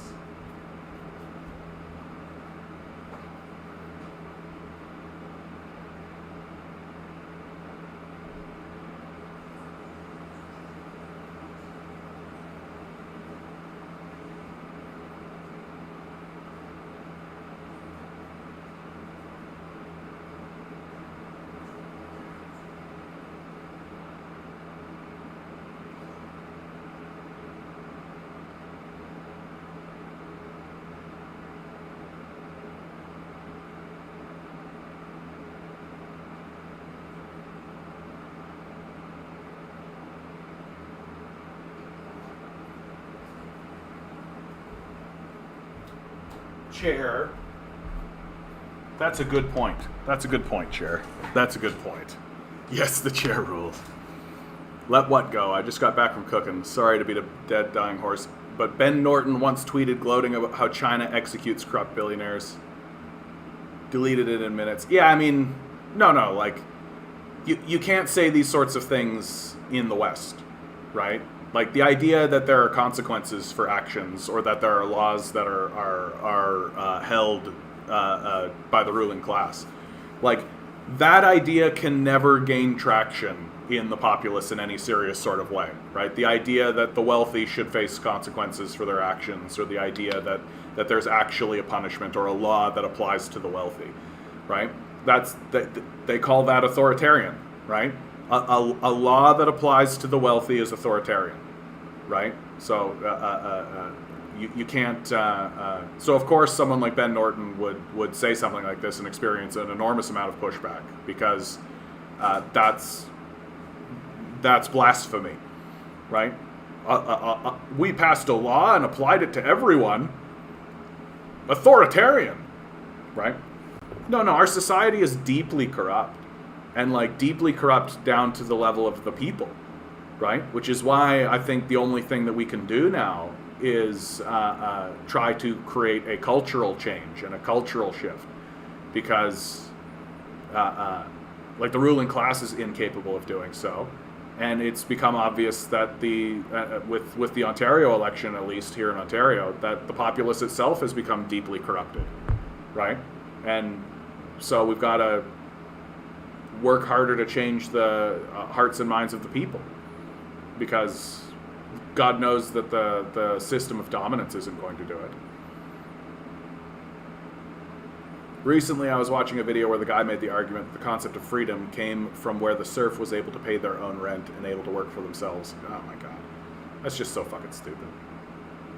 Like, yeah, wage slavery is freedom, right? Like, forget about what Lincoln said. Forget about what the Republicans actually ran on the lead up to the Civil War. Forget about, people who don't believe in the concept of people who don't believe in the concept of wage slavery, right? You just don't need to take them seriously as people. There's obviously wage slavery. Major, did you just change your shit up? Is that what just happened there? Because you were one thing. Is Major Delusion the same person as Major Hydraulic, or is that just a different person? In either case, welcome. If not, the chairman of the Dell, the chairman in the Dell, hi-ho the Dario, the chairman in the Dell, the absolute, good to see you, Harry. I was actually thinking about you today, Harry. I hope you're doing well. The absolute psychological terror the Canadians endured from C-19, half measures, no cohesive plan, and the feds have the gall to try and claw back CERB pay. Yeah, people's economies have been ruined. Yeah, no, we know. Like, it's not about building an economy anymore, right? Like, that's something that nobody talks about at all. Ever, including like leftists and all of this, is that the goal now by the ruling class is to just siphon up and extract as much wealth as possible, right? And then just cut anybody who can't actually subserviate themselves to that system, just cut them out and push it back. Yeah, no, Adam, I understand. Like, yeah, like I don't. I think that the thing I just described exists on the left as well. Like, lots and lots of people think that the rich should not face consequences for their actions. Yeah, just have $100 million, bro. And like and also like I think there is just a childishness that exists in all sections of the society, right? That like, oh, it's completely fine if a person murders 100 million people, right? They should just do jail time. Like, no. Like, again, it's this death penalty conversation, right? Like, I think there are lines, and people cross those lines, they should die for it. I think that that's a completely reasonable position to have. Good to see you, John. You have the fastest growing hair I've ever experienced. I know, my beard hair, right? Like, it just is like, just comes in. I can't stop it. That's why I don't try to shave it every day, because it's just an uphill battle. Out of curiosity, which type of law system do you prefer, the common law system or the civil law system? I don't think I know enough about the difference between those two to really stake a claim. Like, I am more or less of the opinion that laws come out of the populace, and if they don't, then they can be pretty safely ignored. And if they don't apply universally, like that to me is key, right? If laws are not being applied universally, then you don't need to pay attention to them, outside of the violence that the state inflicts upon you. Clawback Serb, pay after funneling close to $1 trillion to the hands of the ruling class, no strings attached. Yeah, but we have no money for stuff. That's another thing that the conservatives like to pretend isn't happening, right? Just pretend as though there isn't a siphoning of wealth into the hands of the billionaire class, right? Like, just pretend as though that doesn't exist. Like, delusion is the name of the day, guys. Like, it's as bad as it can get. Like, no, there hasn't been a siphoning of wealth into the hands of the billionaire class. That doesn't matter. And besides, the billionaires are good and holy, and we should worship them, right? Like, it's just a childishness. And how much do you know about our legal system here in Canada? Because Canada's legal system is a perfect example to explain the difference. I mean, I understand that there's the court system, there's the and I actually am a fan of how, like, our judges are selected as opposed to what's happening in the United States. It's me, Major. Just heard your phrase, Major Delusion, in an article you covered. Sounded pretty neat. Good stuff, dude. I also like this. This is very cool. I can't quite see what it is, but it looks very gothic. Like that's like a cathedral or something. I like it. The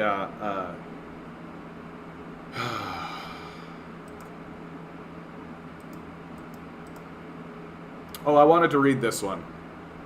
We cannot adapt our way out of climate crisis, warns leading scientists.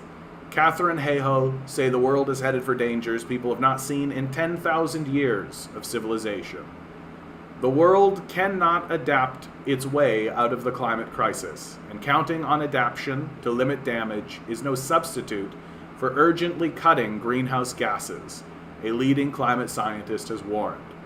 Catherine Hayhoe, chief scientist for the Nature Conservancy in the United States and a professor at Texas Tech University, said the world was heading for dangers unseen in the 10,000 years of human civilization, and efforts to make the world more resilient were needed, but by themselves could not soften the impact enough. People do not understand the magnitude of what is going on, she said. This will be greater than anything we have ever seen in the past. This will be unprecedented. Every living thing will be affected. While countries can start to adapt to some of the impacts, for instance with seawalls and flood barriers, and by making their infrastructure more resilient to extreme weather, if global heating is allowed to continue, then the world will rapidly reach a point beyond what can be adapted to. If we continue with business as usual greenhouse gas emissions, there is no adaptation that is possible. You just can't, she said in an interview with The Guardian. These impacts will be felt across the world, she warned. Our infrastructure, worth trillions of dollars, built over decades, was built for a planet that no longer exists, she said. Changing that infrastructure would cost further trillions, so allowing greenhouse gas emissions to continue to grow would mean ever-rising impacts and costs. The whole of modern life was at stake, she added. Human civilization is based on the assumption of a stable climate, she said, but we are moving far beyond that stable range.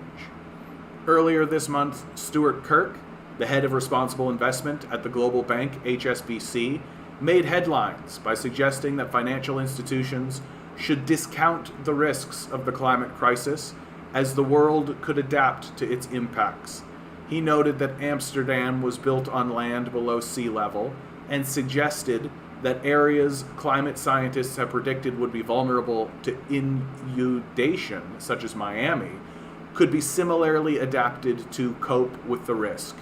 Who cares if Miami is 6 meters underwater in 100 years? He asked an investor conference.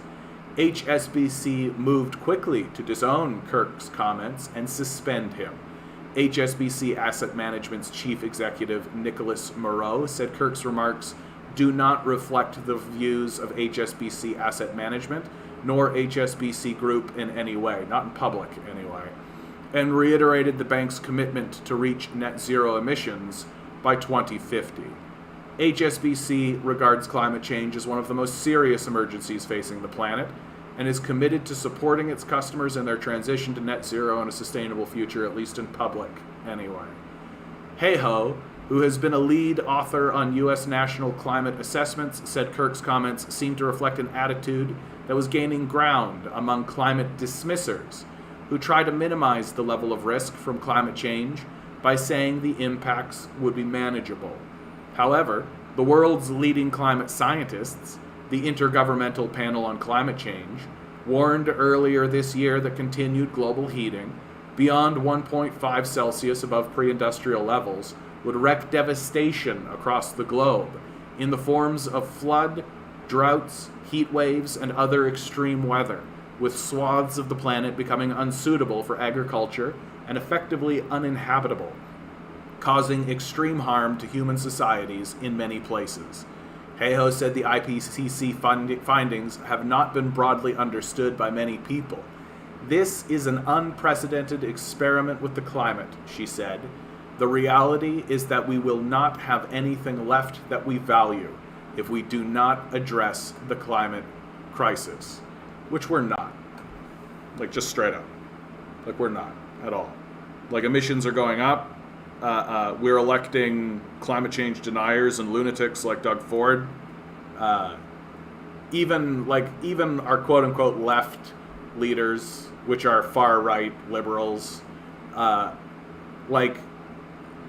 they're pretending as though they give a shit, right? Anytime we get good news out of the conversation, it's little scraps.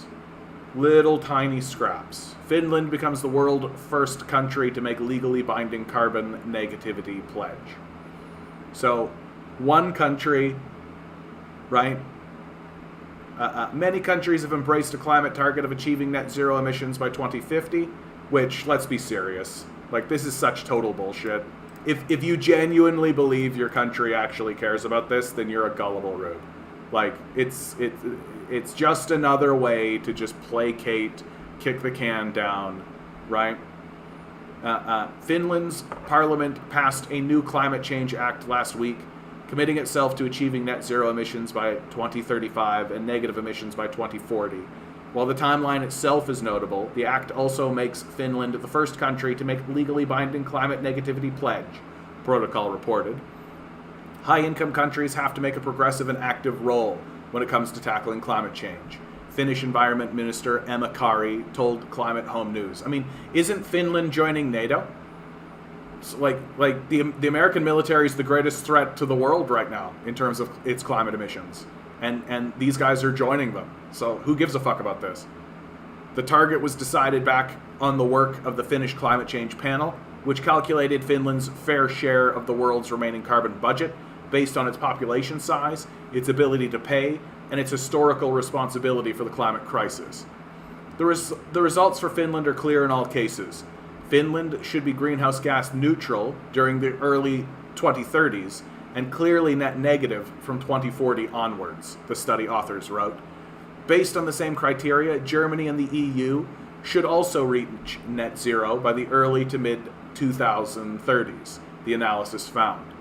In light of this result, the climate neutrality target for 2050 is highly insufficient and should be brought forward, the report authors wrote. The law also sets new targets for emission reductions of 60% of 1990 levels by 2030 and 80% by 2040, according to Protocol. And we know that the reducing emissions is we're perfectly capable of doing it. right? As long as you stop placating these psychopathic capitalists, like, we know that we can do it. The pandemic proved it, right? What did we do in the pandemic? Everybody stayed home, right? We kept the food going, right? Well, what happened to emissions? They dropped significantly. Right? Of course we can drop emissions. We know exactly how to do it. We've done it once before, right? We're just still allowing these psychopaths to have a voice and be in the conversation. Like, it's insane to me. And we've just gone suicidal on it. It's good to see that there's one place in the world that's actually giving a shit, but we're voting conservatives here, so.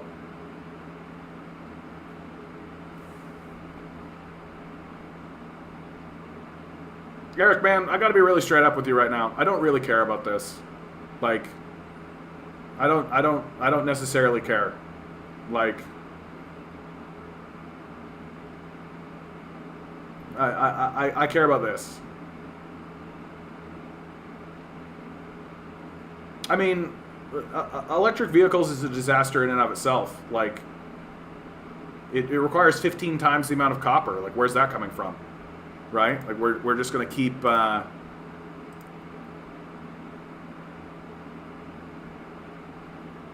No law is legally binding if the test case fails a Supreme Court challenge. Yeah. Yeah, and meanwhile, like, here's shit that's starting to come out. Public libraries aren't actually a socialist success story. The truly progressive position is to privatize libraries, run them on a subscription basis, and transfer the spared tax dollars to the poor, who could then spend it on a subscription if they preferred that to all other uses. Like, this guy's a dweeb. Like, this is a loser position, right? Like, this is someone who thinks money is real, right? This is somebody who doesn't understand how systems work. Just like a total fucking moron. Like, the end result of this is the destruction of the public library system, which is the point. Like, we need stupid people to make this work, right? Like, we need stupid people. If people weren't stupid, then this wouldn't work. Here's a good story coming out of People's World. Maduro's success. Principled resistance to imperialism pays off. The world has been stunned by a double wonder. Bolivarian Venezuelans' political survival and its miraculous economic recovery. The Economic Commission for Latin America and the Caribbean has reported that it expects the Venezuelan economy to grow for the first time since 2014 by 5%, one of the highest in the region. Venezuela's rate of inflation has come down from something like 10 million %, as reported by CNBC in 2019, and described as the biggest economic disaster in modern history by the Washington Post in the same year, to 7.1% in September 2021, and to an incredible 1.4% in March 2022. The March 2022 issue of PSUV magazine, Economia Politica y Revolution, reports that corn production, essential for arepas, Venezuela's staples food, has increased by 60%, rice 17%, with an increase of non-oil exports of 76%. These developments are coupled with a strong export performance not only of oil, a sturdy revival of domestic consumption levels, abundance of the supply of all basic necessities, rise in the population's standard of living, gradual and robust reconnection with the world economy, excepting the US, and a successful battle against the COVID-19 pandemic with one of the best performances in the region and the world. 5,716 deaths, that is 20.1 per 100,000 inhabitants, compared with 304.18 per 100,000 in the US. All this with the context of the vicious US blockade, involving over 600 nasty unilateral economic measures. Though Venezuela's economy is recovering, it is still suffering from the consequences of US aggression, since it still needs to address and reverse all the distortions caused by US sanctions. President Nicolas Maduro's confidence in Venezuela's economic recovery is such that he took the decisions to condone the $70 million debt to St. Vincent and the Grenadines, reduce half the size of the debt from other member countries of the Organization of the East Caribbean, and restarted the agreement with the countries affiliated to Petro-Caribe with a 35% discount in the price of oil. To reduce this simply to economic confidence, however, would be misplaced, since it is driven by Venezuela's revolutionary solidarity, inspired by Hugo Chávez's political and ethical vision, whose tradition President Maduro, leading the PSUV and the Bolivarian Revolution, has maintained. None of the above would have been possible without the solid support of the people of Venezuela, especially its productive sectors, namely workers and peasants, not as automatized masses supporting the government in resisting imperialist aggression, but as conscious and active citizens organized in their class institutions. The resistance to imperialist aggression has strengthened the relationship of the mass organizations of the people, trade unions, peasant bodies, communitarian organizations, women, youth, and so forth, with the PSUV. The party's authority has immensely increased, while simultaneously that of the right-wing parties, especially Juan Guaido's wing, has massively weakened. At the December 2021 regional and municipal elections, the PSUV and its allies scored a sweeping victory by winning 20 out of 23 governorships and 213 mayoralties to 120 to various right-wing oppositions. Thus, it beggars belief that preposterous and utterly false charges have been made accusing Maduro of leading a right-wing leading government. The anti-blockade law and the law of special economic zones have been used as a battering ram to depict President Maduro as neoliberal. Similar charges have been levied against the government of Cuba for setting up the special economic zone in Mariel, but also against President Daniel Ortega in Nicaragua for his strategy of the popular economy, depicted as a brand of neoliberal developmentism. Evo Morales also suffered similar criticisms as being committed to a neoliberal program based on fiscal austerity, low inflationary growth, inconsequential agrarian reform, low social spending, and alliances with transnational capital. The anti-blockade law and the law of special economic zones stipulate the participation of private capital in the unavoidable readjustment of the productive apparatus required to bring about the desperately needed economic recovery. In the context of Venezuela's economy having lost 99% of its revenues because of U.S. sanctions, it makes economic sense to draw and harness existing sources of capital, always under the aegis of the Bolivarian state, to generate productive activity, sources of employment, and value added, all aimed at improving the population's living standards. However, the positive results mentioned above ought not to be exclusively attributed to these special economic laws, but, more importantly, neither the Bolivarian government, President Maduro, or the PSUV at any point since the death of Hugo Chavez have abandoned their commitment to social justice as a central ethical tenet that guides their politics and actions. In fact, quite the opposite is the case. Imperialist-driven isolation aimed at economic collapse of socialist revolutions is an axiomatic fact of history. Lenin himself was compelled to adopt the new economic policy caused by the catastrophic situation brought about by the economic, political, and military aggression of 14 imperialist countries between 1918 and 21. As a consequence of imperialist aggression, by 1921, the USSR faced famine, huge food queues in cities caused by acute shortages, a severe decline of energy supplies, multiple peasant revolts, military mutinies, strikes, hyperinflation, black market racketeering, and the collapse of the value of the ruble. With all the contextual, historical, political, and economic limitations of the comparison, Venezuela, subjected to sustained U.S. economic warfare, has confronted a similar situation of potential collapse.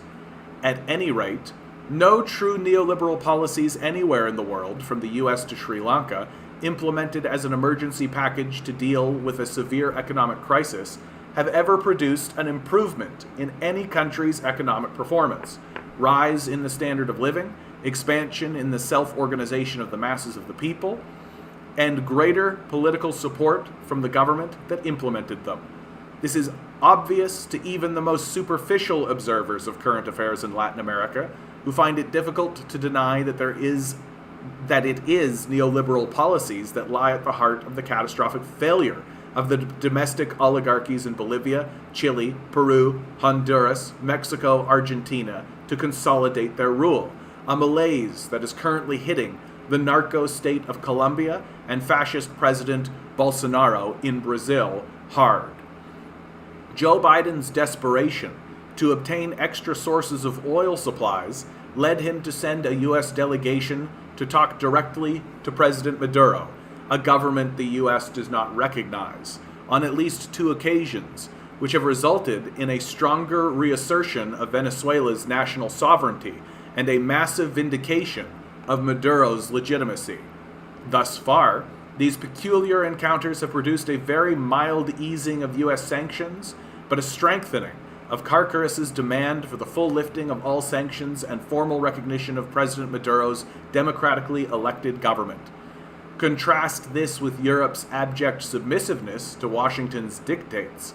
Nevertheless, Washington remains committed to regime change in Venezuela and continues to recognize the obsolete 2015 elected National Assembly and Guaido as the interim president of Venezuela, both confirmed in an official State Department statement as recently as May this year. With the strong economic recovery presided over and led by President Maduro's government and the PSUV, the revolution has entered a phase of deepening the transition from a rentier, oil export-based economy to economic diversification and import substitution aimed at continuing the socialist transformation of state, society, and economy. All these objectives were reaffirmed at the PSUV's 5th National Congress, held with a vibrant atmosphere in March, to coincide with the 9th anniversary of Chavez's death.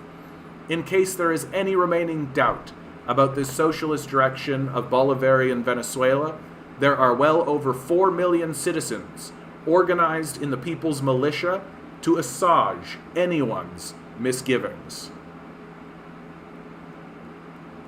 That's a cool article, man. I've been rooting for Venezuela for a long time, dude. I've been rooting for them for a long time. And the United States just continuously shoots itself in the ass. Like, if you put sanctions on everybody, you're the isolated one. And that's basically what the United States has done. Just stupidly given, like, what's Venezuela done? This article doesn't touch on it, but it's turned to China, right? It's part of the Belt and Road Initiative now. Like, China is an enormous market, right? Like, and absolutely crucial to Maduro's ability to recover the economy, right? It opened up new markets, and the United States basically forces Maduro into the hands of the Chinese. Like, if you need any evidence that we're just ruled by idiots, right? That it's stupidity that's ruling the day. Like, this is it. Like, it doesn't take much to figure this out. If you put sanctions on someone, they're going to look for other people to trade with. Like, you're not the only dog in the pound, right?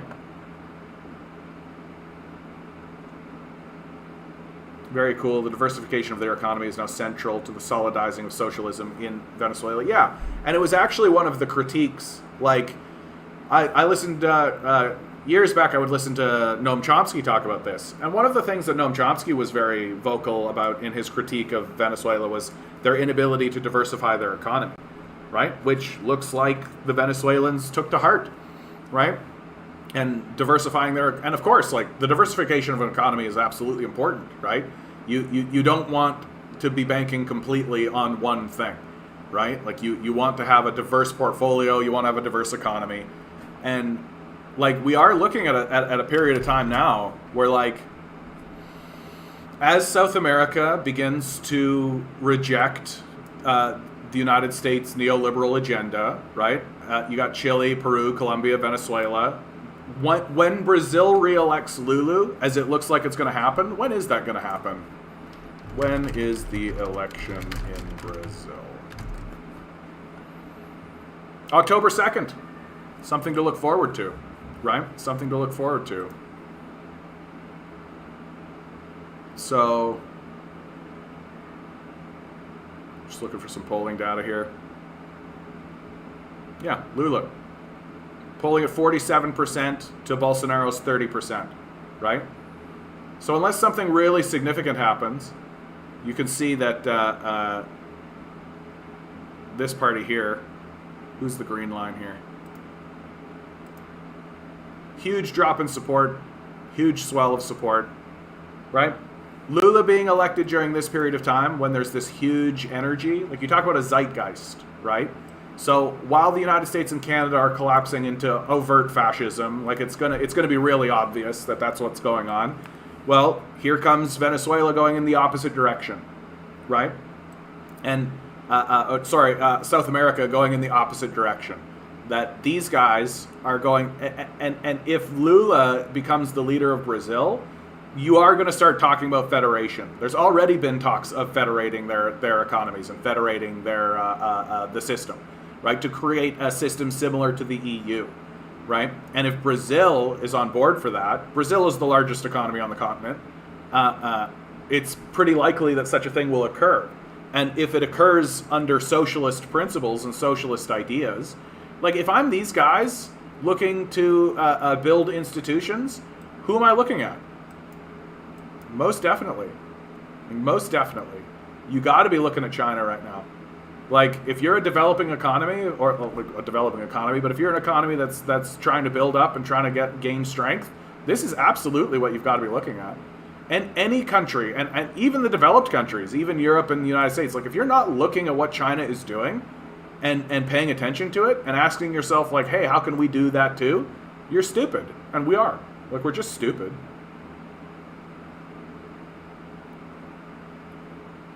That federation was starting under Chavez. Yeah, for sure. Even called for a fifth international, for sure.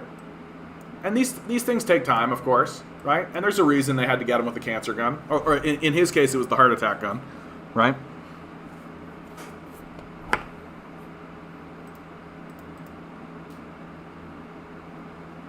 The rich are playing a very dangerous game. Pricing the poor and working class out of food and home, millions of angry people with nothing left to lose are not a force they want to mess with. Well, good to see you, Ken. Western governments are too stubborn. I mean, of course. Like, for God's sakes, like one of the central doctrines of our organization is American exceptionalism, which is just like white exceptionalism, right? It's Aryan exceptionalism, just with a different name, right? Like, as long as America is white, right? Like, it's an idea that's erected by like literal slavers. So of course, when they say American exceptionalism, they mean Aryan exceptionalism. And if you're a society that believes something so childishly silly and stupid as that, then of course you're stubborn, right? Like it is going to take a major collapse. Like it's going to take a major collapse. Talk about Amazon workers. Oh, amazing. That's a cool picture, Major. That's a pretty fucking cool picture, dude. Articles. Oof. I'm getting hungry, man. I haven't eaten anything today. I knew I should have. Oh, well. I think Leighton got the cancer gun. Yeah, I think so too, Adam. Like, pretty convenient, eh? Pretty convenient timing there, if you ask me. The Amazon warehouse walkout is just the latest push. Yeah. Like, everybody should be doing this. Like, we should be, it should be a mass general strike. Like, we should be surrounding the halls of power. Like, there's, like, even if you get the strike and even if you get some minor concessions or whatever, like, there's still a psychopath class that's going to destroy the planet. Like, in the pre-dawn hours of Wednesday morning, workers at 3 Amazon warehouses walked off the job. More than 60 employees in 2 delivery stations in Queens, New York, and one of the Maryland suburbs in Washington, D.C., coordinated the first multi-state walkout at U.S. Amazon warehouses and demanded a $3 hourly raise. As high-profile union elections in Bessemer, Alabama, and Staten Island, New York, have captured the world's attention, An informal union named Amazonians United has been staging actions at facilities across the country and winning. The worker-led organization began when a handful of Chicago warehouse workers got together in 2019 to protest the company limiting their water access. According to an interview in Jacobin, "We are not a leaderless movement," says Ira Pollock, an AU member who walked out of one of the Queens warehouses on Wednesday. "We are a leader-full movement."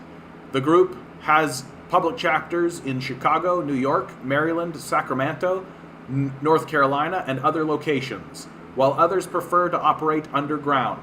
Rather than seek certification through the National Labor Relations Board, which would require Amazon to bargain with the group over wages and other conditions, the workers are exercising their rights to engage in protected, concerted activities. They're raising issues as they arise and waging campaigns to improve their working conditions.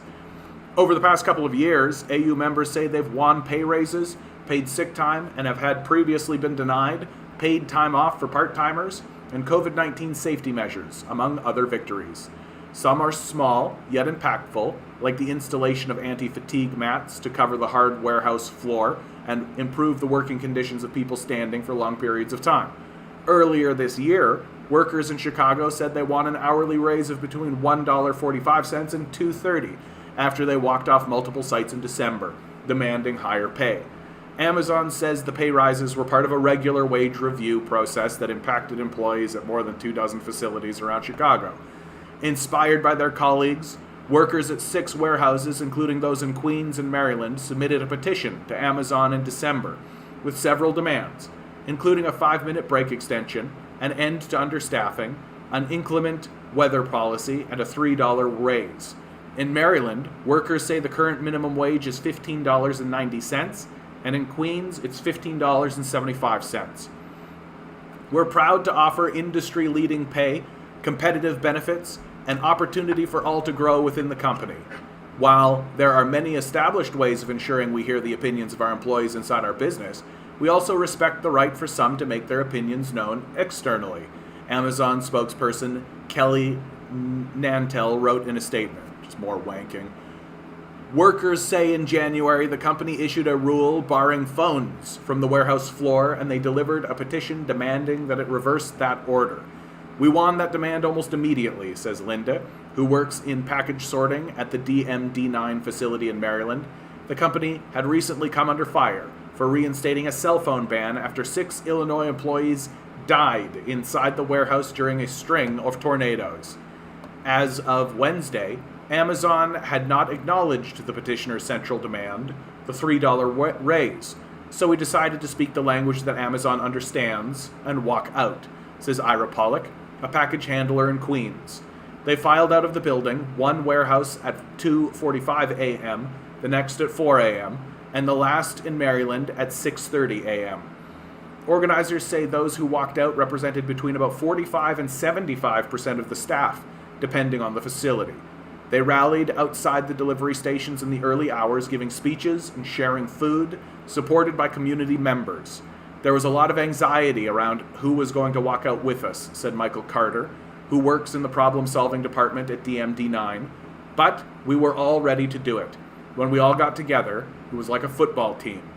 Carter, who is blind, says a raise would help him pay for the transportation he needs to get to the shuttle bus he takes to work. The cost of living in the DC suburbs is high, and he says he and his colleagues work themselves to mental and physical exhaustion. Financial worries only compound the stress. With a raise, we would not only be financially stable, but we'd be a little more settled with ourselves, without being so on edge, like, how am I going to buy lunch today?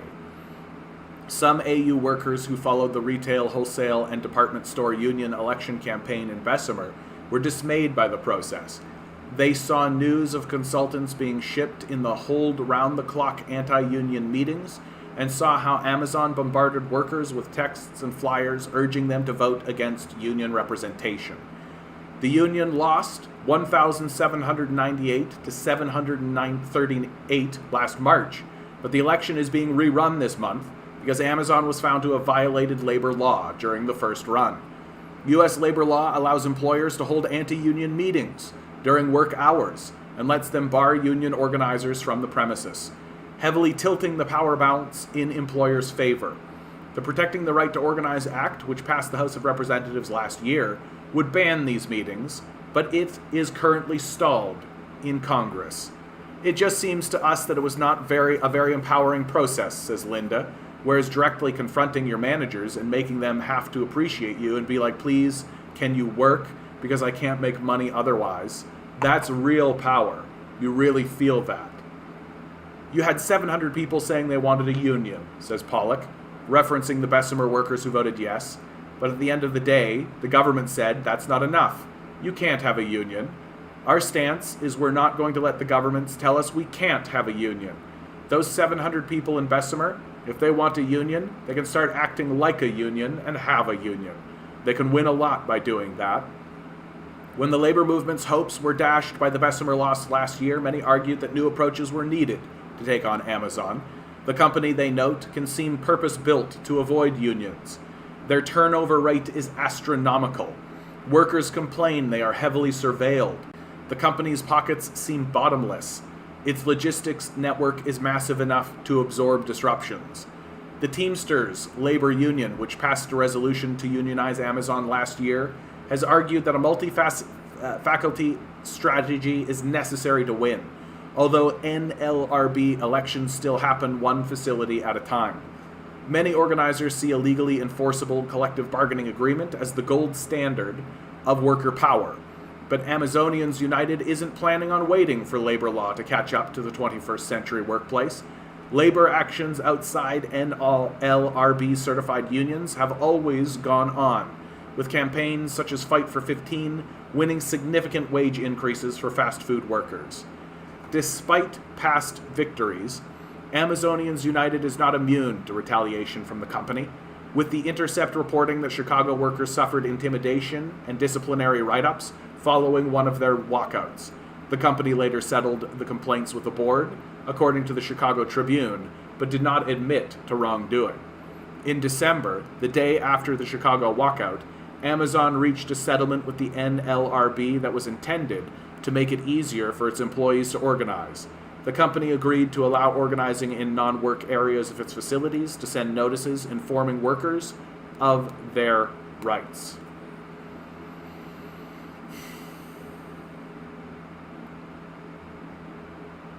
It's good to see. It's troubling that we have to do it. And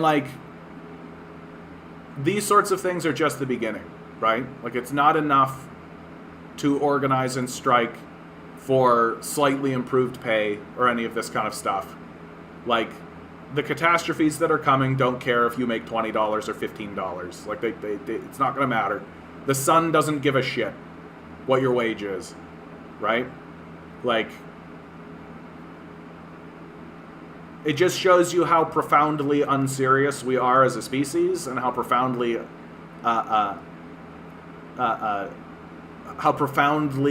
bad an idea neoliberalism has been. That it's created this society that has just put itself on this suicidal path. Have you seen those old Target anti-union propaganda videos? I don't know if I've seen the Target one, but they're all childish. They always look like Reefer Madness stupid. Yeah, industry-leading pay means they're leading it lower. You got it, grinning. Christopher De Silva, good to see you, bud. Called the Communist Party of Ontario yesterday. Unfortunately, no candidate in my riding. How do we help them get more candidates? By running. by joining, by getting involved. Getting involved directly with them. Right? They want people to be involved. I've been trying to get involved with them, but unfortunately, given my schedule, right? My schedule is so scatterbrained and so all over the place. So I'm struggling to actually organize with them. But I struggle to get organized with anybody because it's not like I'm a 9-to-5er, right? My weekends are capitalism. I do this on the week, right? And more I see myself as kind of like a lone wolf off on the side, like a Merlin hermit type, right? Trying to direct people, trying to get people. Don't give up on the Communist Party of Ontario. Contact them. Say that you want to get involved directly. Say that you want to be in their meetings. Say you want to be part of it. We can't just shrug. We can't just shrug and give up the ghost, man. The stakes could not be higher. our society is collapsing into an overt fascism that the rest of the world is sitting up and taking notice of, right? Like, we are turning into a backwater. There's no other way to describe it. Like, we are going to be isolated, right? The international community, as we like to call it, right? Like, if you take the entire population of this, it doesn't even match the population of China, let alone India, let alone Africa. Like, we're going to turn into a backwater. No, John, you should be the leader of the revolution. That's sweet of you to say, Mocked. That's sweet of you to say. But, like, I feel like my path is to do this and to find the musical side of it. Like, where are the protests? Where's the protest music? Where's the protest music? Right? Near as I can tell, it's me. Right? So, my goal is to popularize this stuff, to get it so people actually know that it exists.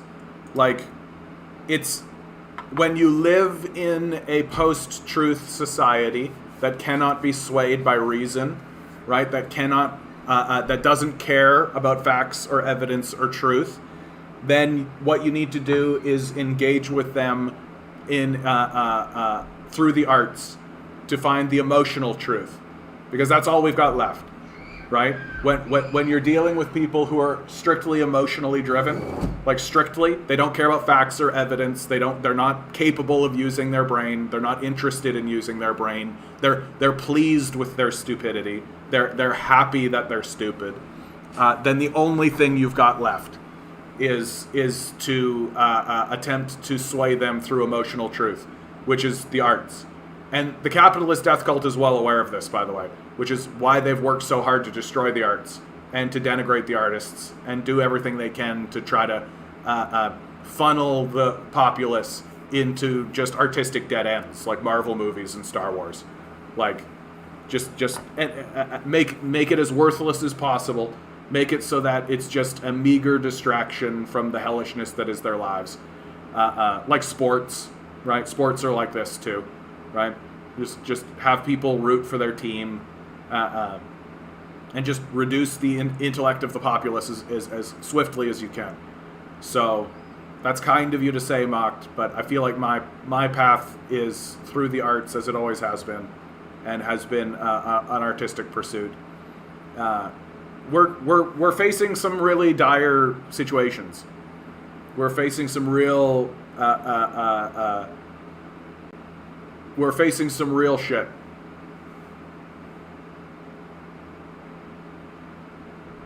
When you've been lobotomized, then you will find your happy time. I mean, I always say, like, ignorance is bliss, right? Like, if you don't know anything, you're happy, right? Just read that Hugo Chavez was a Trotskyist and a follower of the theory of permanent revolution. That makes sense, given how Chavez operated. And, like, I'm not opposed to the Trotskyists. Like, I'm not again, I'm just not a fundamentalist. You know, that's what it is for me. Like, the Trotskyists, like, what I admire the most about the Trotskyists is they seem to be the ones that show up, right? So they seem to be the most militant. They seem to be the ones that actually show up to protest. They seem to be the ones that are actually doing stuff, right? I don't have a problem with the Trotskyists. I have a problem with fundamentalism, and it seems to me like that exists. Like, and I'm it's all well and good if you are inspired by Trotsky, you're inspired by the idea of the permanent revolution, and all that kind of stuff. Like, if that's where you're drawing your inspiration from, awesome, off you go, right? As long as you show up, as long as you're trying. It's when people get fundamentalist about it that I'm just like, oh, okay, now we have a problem, right? Because fundamentalism is a problem. It's a cancer that destroys. It lays waste to even its own ideology. And so I've got a real big problem with fundamentalism in this regard. Speaking of Leighton getting the cancer gun, in 2007, Barry Zwicker told me he gave Leighton, his good friend, a copy of Crossing the Rubicon. In the book, Mike writes that our LA office was bombarded with microwave weapons that turned off our computers and caused physical discomfort, disorientation, and nausea in the staff. Yeah. Look, man, like, if you give the largest terrorist organization in the world billions of dollars at which they can spend indiscriminately, this is the kind of shit they're going to do. Like, and I remember when I was a kid, like, you'd say that kind of stuff and people would like roll their eyes and all this kind of stuff. And now I look at those people, I'm like, what are you, fucking stupid? Obviously they're doing that. Like, obviously, you got to be a moron to think the CIA isn't doing that kind of stuff. If Chavez could work the Castros who were ardent Stalinists, then there may be some hope. Yeah, no, but that's just it. Like, I feel like China is a great case in point of what I mean when I say it's best not to be a fundamentalist, right? Like, China is obviously not fundamentalist in the way that it views socialism, in the way that it views a transition to communism, right? It's obviously not fundamentalist. They constantly are writing about how, like, what they are doing in China works for China, and other countries are going to have other paths and all this kind of stuff. That the goal is to just make the journey, right, and to struggle with the idea. Like, that's the whole point of it. And China has seen resounding, obvious successes that you can't deny. Like, if you sit there and try to, like, you know that China has been so massively successful because capitalists are trying to claim the success for themselves, right? And in their illiteracy and stupidity, like, some of them actually believe it. But like, China's massive economic growth, its massive economic success, has come because they haven't been fundamentalist about the way that they view things, and I feel that way about Chavez and the Castros, right? That, you know, you're faced with these are practical concerns. Like, there are practical utilitarian things that you need to look at and take seriously, and there is such a thing as just no good way out, you know, and so you've got to make concessions, and it's the fundamentalists who end up blowing up, because if you put your dogma ahead of reality, then reality will wipe away both, and so I'm completely fine. Like, yeah, Trotsky, fantastic. Okay, Stalin, great. Mao, yeah, sure, dang, right? These were men who existed in a moment and did the best with the circumstances they had in front of them, right? And all can be critiqued. All can be critiqued. There's and should be, right? And how do I know that they all can be critiqued? Because they're men. That's how. It's just literally no such thing as a perfect man. It just doesn't exist. And they're all going to make mistakes, and they're all going to make errors, and you can always point at something and always say, but that doesn't change the fact that these were the men who existed during these extraordinary moments and this extraordinary period of time. And I actually think that we're better off if we look at them this way. Like, the villainization of Stalin, I find to be odd. Like, I'm just like, why would you ever you ascending Stalin to a position of villainy is no different than ascending whoever it is, like Trotsky, for example, to a position of heroism, right? You're removing reality from your thinking process. Like, Trotsky's not a hero. He's a man. Stalin's not a villain. He's a man, right? They're not gods. They're not deities. They're not archetypes. They're not aspects. They're monkeys who became the leaders during an incredible period of time. Like, an incredible period of time. And we should read, learn, critique, and accept them for who they are, and forgive them. I think that's the big part. It's just forgive them. Like, yeah, like, of course Trotsky blew off of Stalin and ran out from the Soviet Union. That's exactly the type of person he was. Of course he did, right? Like, of course Stalin pursued a purge after the assassination of Sergei Kirov, right? That's the type of person he was, right? Like, and the critiques you can have for Stalin, like, he didn't he didn't manage to build an institution that survived him, and so the Soviet Union is dismantled fairly shortly after his death, right? Like, that's a critique that you can levy on it, but it's not unique, right? Most empires and most large federated bodies don't survive past the death of the icon or the figure, right? Like, that's usually how it goes. And so I'm always saying, and I'm always disappointed when I see leftists going after each other, right? I'm always disappointed by it because it's always petty. It's always petty. It never ever like, even if you're right, like this is a big thing. Like, even if you're right, the fundamentalists would rather be right than organize successfully, and it's just not how politics works.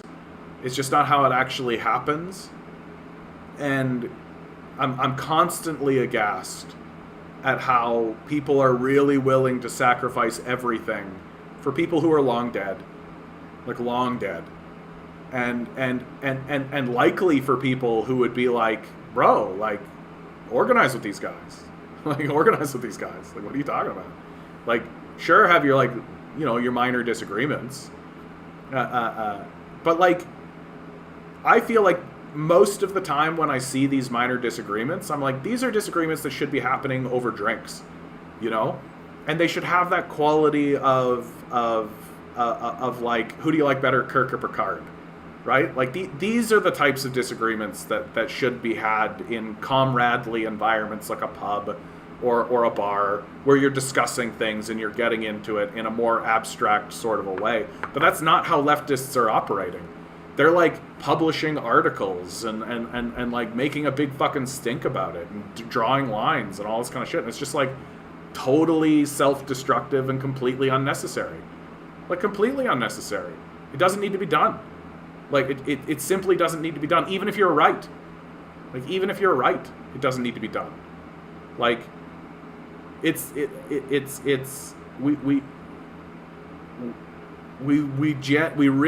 really should be moving forward with this idea that, like, we need to have a unified front. We must have a unified front. And the successful socialists and the successful communists are the ones that understand that, right? And we just don't have that. We just don't have that. We're constantly at odds with one another, and we're doing everything we can to be at odds with one another. And I just don't think we have to. That's the heartbreaking part of it. Like, we just don't have to. You know, we don't gain anything by it, except for like a smug sense of superiority, which that's worth exactly what you think it is. Like, I just don't care. Like, I don't care about these guys that much. Like, obviously I care about Lenin and Trotsky and Stalin and Mao and Deng and Xi Jinping and all these guys, obviously. Yeah, and you should, right? But, like, the truth is that these are men existing in extraordinary circumstances. And frankly, like, most of them, like, sometimes it's like, when I see people critiquing these guys, it is a little bit like trying to critique, it's a little bit like critiquing Peyton Manning, right? Like, Peyton Manning's like a quarterback. He's got like 1 million awards. He's won the thing a billion times, all this kind of stuff. It's got a bit of that kind of thing where it's like, dude, like, you're critiquing Peyton Manning. Like, you got to accept that Peyton Manning's probably better at that than you are, right? Or it'd be like Magnus Carlsen, who's the #1 chess guy in the world right now, right? He's the grandmaster of the grandmasters. Like, it'd be like critiquing his play. It's like, bro, like, no, you know, like, and like, for fuck's sake, like, Stalin became the leader of this enormous project. Like, that by itself should tell you that he was savvy and intelligent and he knew what he was doing, right? And like, I just feel like a lot of the critiques that come these guys' way is in order to dismiss the whole, right? That you're not critiquing in order to like have a good idea of how to move forward or do anything better in the future. That the critique is coming so that we can dismiss their entire body of work and dismiss who they were as an entire individual. I just can't tolerate it. I'm like, it doesn't seem to make any sense to me at all. Like, you want to dismiss, like, Deng gets this, like, to take it out of Russia, like to take it off of Stalin and Trotsky, right, which is like the traditional argument. But like, Deng is like this. There are lots of people who are like pro-Maoists and like pro this kind of stuff who look at Deng as if he like betrayed the movement and like created like a whole socialism ended with Deng's reforms and all this kind of stuff. And I'm like, did it? Like, did it? It doesn't seem to have. Like, did it? You know? Like, and there's just like this desire that exists on the left to completely dismiss an entire person because of like maybe some errors, and maybe there are errors, like maybe with hindsight and maybe with 2020 and maybe with the historical perspective, we have the luxury of saying that those things were errors, but they didn't. Like, they didn't have those luxuries. They didn't have the hindsight luxury. They didn't have, like, and for fuck's sake, like the Soviet Union is the case in point. It's literally the first time anybody tries. Like literally the first time anybody even makes the attempt to actually do any of this stuff. You know? Like, of course it was destined to fail. Of course it was. It was the first shot. Well, you think the first rocket they shot at space made it? You think the first time they tried to put men on the moon, they did it? Like, of course not. And it would be sort of weird to think it should be that way. Which is why it's weird when people say things like communism has never been successful. I'm like, what the fuck are you talking about, bro? Like, what the fuck are you talking about? The Russian communist experiment was objectively successful, right? Like, literally took an agrarian society that was ruled by feudal lords and turned it into an industrial powerhouse capable of defeating the Nazis and also the first people into space. Like, what the fuck are you even talking about, right? I love it when people say that communism was never successful to me, because I just say that and I never get a response. Like, it's just the end of the conversation, because it's like so overwhelmingly true, right? Like, I know I keep saying that, like, we live in like a post-truth era where people don't care, but like, people won't engage with you if like that's so overwhelmingly the truth. But again, it doesn't change their mind, right? They just stop talking to you. Anyway, once again, I get caught in the Trotsky-Stalin conversation. It's just frustrating. The people that critique socialism, that socialism has never been successful, ignores how many times capitalism fails, yeah. Richard Wolff's made the point that capitalism started in small towns that failed. Bro, like, as long as you ignore the violence, like, capitalism is built on coercion and violence. Like, pretty straightforwardly. Like, literally the capitalism of the United States is starts with a genocide and starts with the slavery of the African continent. Like, what do you need? Like, what do you need? And you got dunders walking around these days being like, capitalism's the greatest system in the world. It's like, yeah, except for the victims, right? As long as you ignore the victims, you can say what you like, you know? But that's just kind of a case in point for how America is. Like, America is a extremely white supremacist society, right? Like, the wars of Iraq and Afghanistan and the wars throughout Africa and Latin America, right? The theft of all of those resources, the wars throughout Laos and Cambodia, throughout Southeast Asia, all of that, none of that matters. Those people aren't white, right? If they wanted to not be invaded by us, they should be white. That's what it is. And that's the reason why we're experiencing this major decline. In my view, that's the heart of it, right? That, like, the white population is feeling threatened. There's a demographic shift happening where white people are going to be a minority in their own country, right? And I don't think they can tolerate it because, you know, Aryan exceptionalism, or American exceptionalism if you prefer. Yet they will count communism death after they throw at your face communism killed 100 million people, but in oral fails will cast him. Just say, yeah, like, look, these people are ignoring, like, World War I and World War II were capitalist wars, right?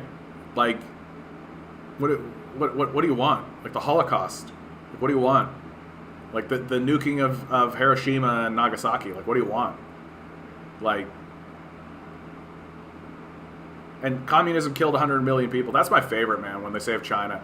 China had a famine that killed 100 million people. No refugee crisis, no eyewitnesses, no international observers, no nothing. So it's just bullshit, right? It's just total fucking bullshit. But again, post-truth, right? Doesn't matter if it's real or not. It just matters if you say it. Hope you guys are all doing well out there, man. Hope you guys are all doing well out there. I'm feeling hungry and grumpy is what I'm feeling. I'm gonna eat when I'm done this. I'm gonna eat some food. Eat some food. Eat some food. Gonna have some potatoes. Have you seen the Stalin magic meme?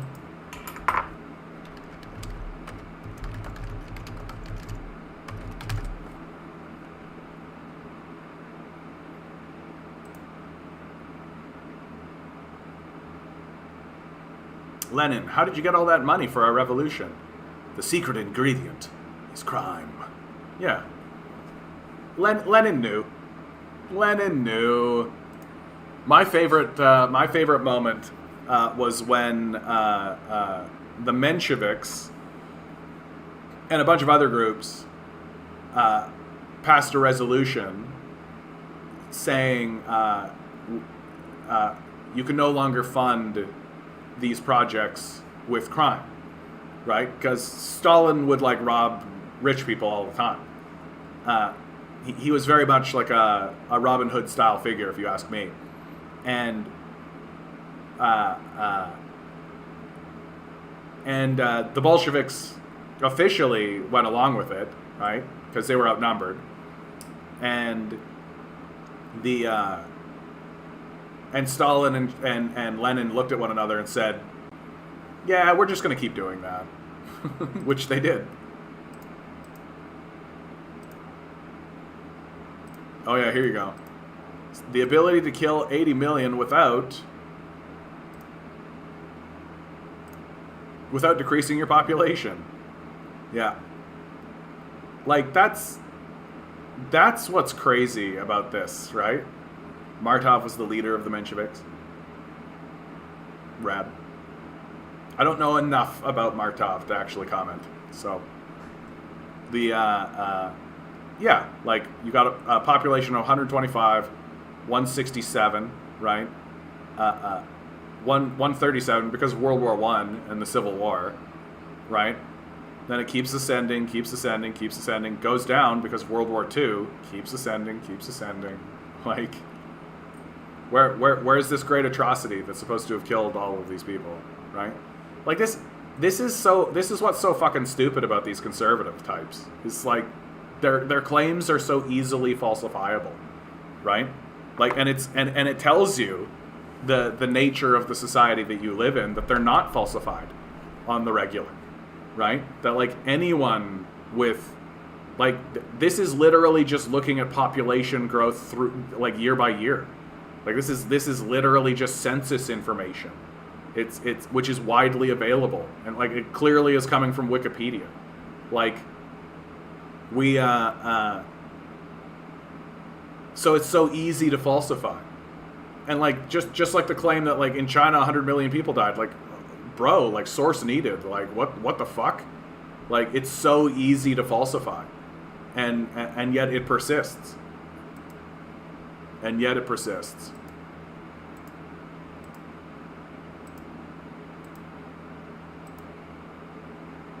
Oh yeah, Bank of Canada raises benchmark interest rate to 1.5%, signals more hikes on the way. So all this is going to do is, like, decision was widely expected as central bank moves in to rein in high inflation. So, like, this inflation thing that's happening, right, is literally, like, just corporations charging more. That's all it is. Fuck this idea of inflation. It's literally just people charging more for their shit. That's all. And they're just blaming it on inflation.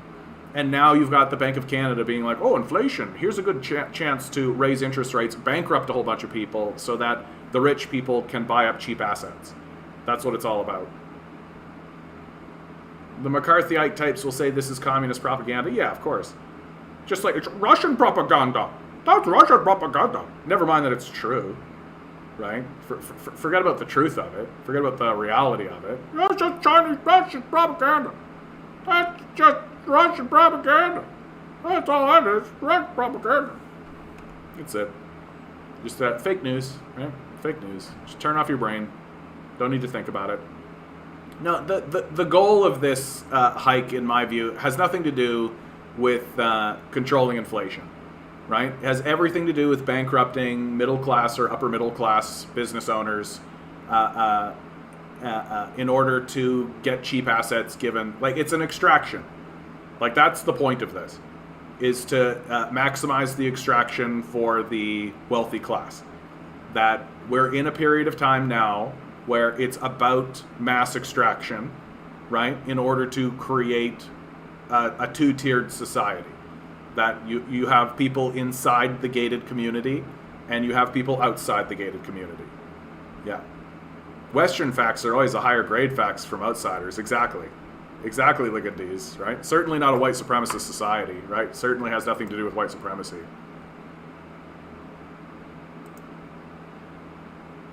Meanwhile, Jamie Dimon, brace yourself for an economic hurricane caused by the Fed and Ukraine war. You know, I said there's storm clouds, but I'm going to change it. It's a hurricane, Diamond said Wednesday at a financial conference in New York.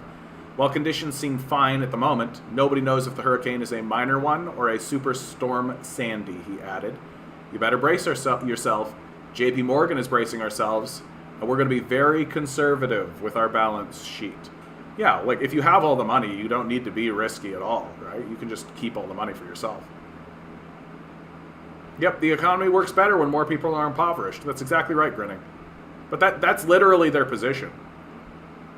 That's literally their position, right? Like, the position of like the libertarians and the neocons and the neoliberals and the Austrians, right? Like, is that the way to build an economy is to destroy the economy. That's literally their position. They couch it in a bunch of language, but like the bottom line on it is the best way to build an economy is to destroy the economy. Oh yeah, Watson, my opinion of Jamie Dimon is just like yours, but you know, you got to listen to your enemies. You can't just ignore them just because they're, you know, demonic. In fact, that's why you should listen to them more. I follow someone who, according to their Twitter bio, writes folk songs in Guthrie Oaks McCall tradition. Also a movement writer, blogger, activist who's not funded by elite foundation money. Want more info? I mean, are they in Toronto? Like, that's really all. I can't really organize with people who aren't in Toronto, right?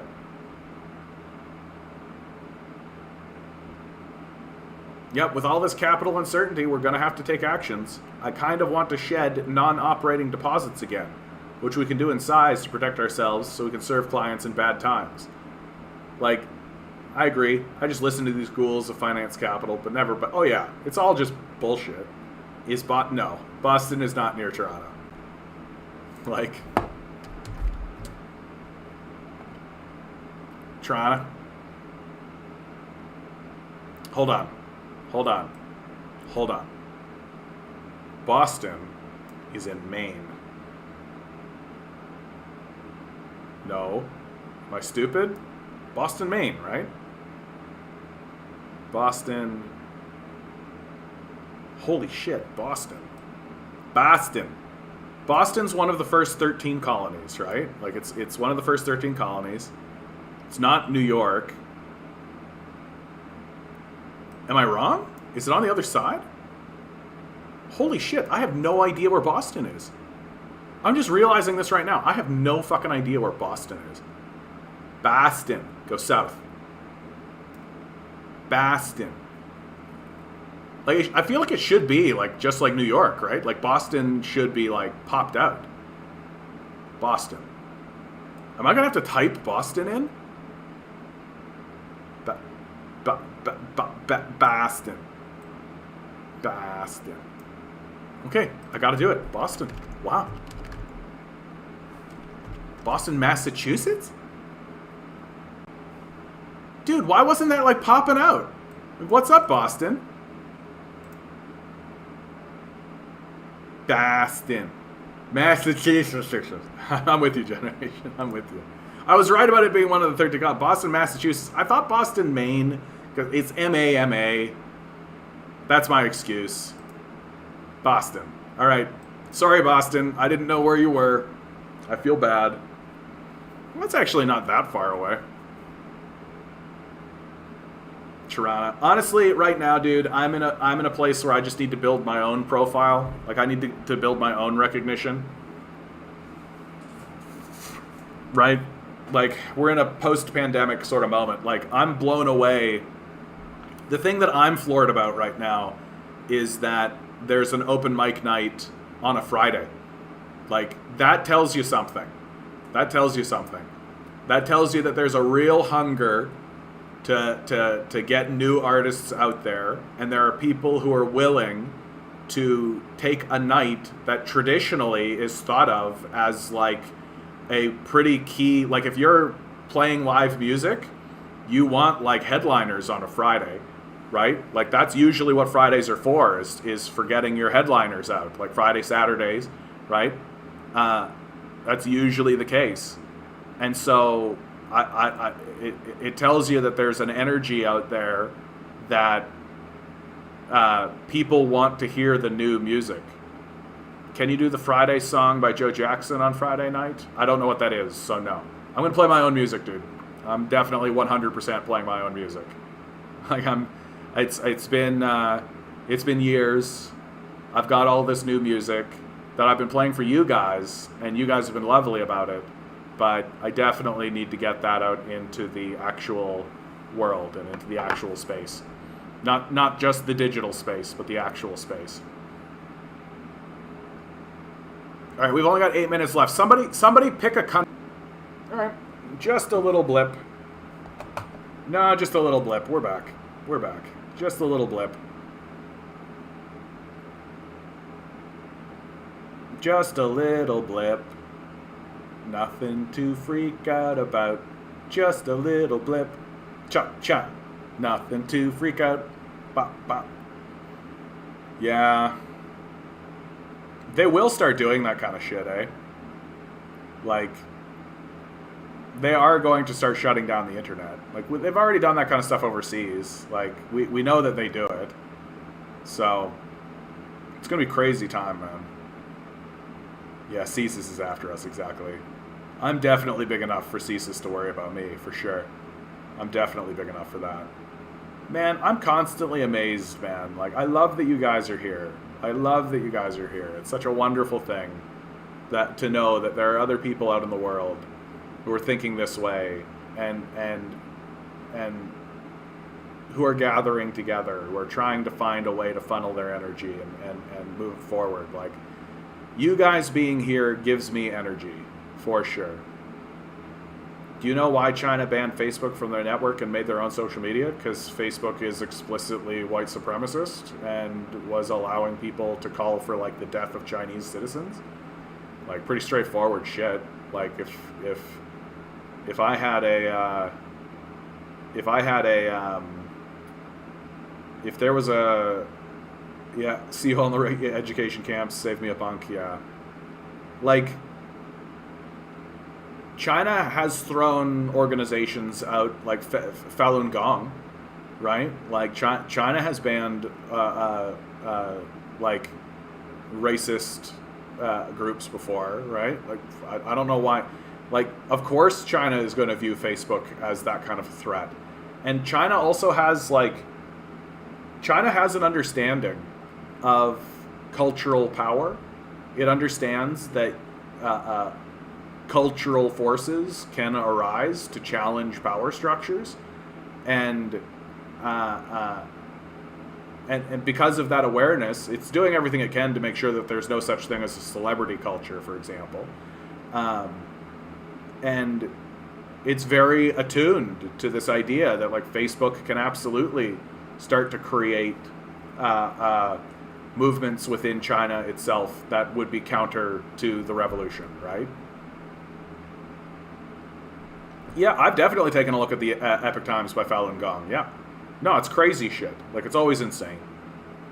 Like, it's so bad that even like the CIA looks at the Epic Times as a rag, right? China was begging Facebook to stop those posts. They refused. Yeah, a few years later, they banned communist group in India who were organizing.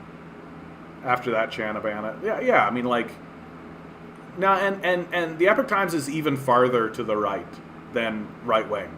Right? Like, it's like overt, crazed, like, propaganda. Like, literally, they're publishing like the Chinese flu shit, right? Like it's obviously designed, and of course they've got an anti-China bias. They got thrown out of China for being like a racial purity cult. Like, of course, like, for God's sakes, like, I don't know why I always need to do this, but like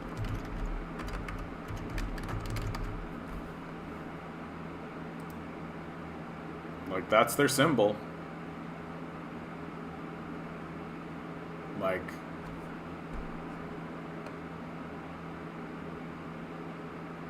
something that Western media stays silent about and then claim that China is authoritarian, have no freedom of speech. Yeah, I mean, like, China actually creates laws and expects people to adhere to those laws. Like, that makes them authoritarian, right? So if you're going to spread propaganda into the society that's obviously divisive and obviously designed to divide the populace, well, they don't tolerate it. They don't consider that protected speech. Like, an organization like Fox News would be banned in China because Fox News obviously exists to divide the populace. And it's obvious. Right? Like, literally, Fox News has defended in court its right to lie. Right? I remember back in 2008, YouTube was full of trolls on every China-related video, posting for more vile, xenophobic shit people can think of, like praising Nanking, yeah, and Unit 731, yeah. I'm not certain the Chinese government accepts dissenting opinions of the direction of the government. I mean, I think the Chinese position is that if you've got a dissenting opinion or if you've got a dissenting voice, then you should elect a representative, right? Like, the National People's Congress has many parties in it, right? Like, they're not, but they're not going to tolerate like Nazis and fascists and shit for obvious reasons, right? Like, they're not going to tolerate that kind of garbage. And nor should they.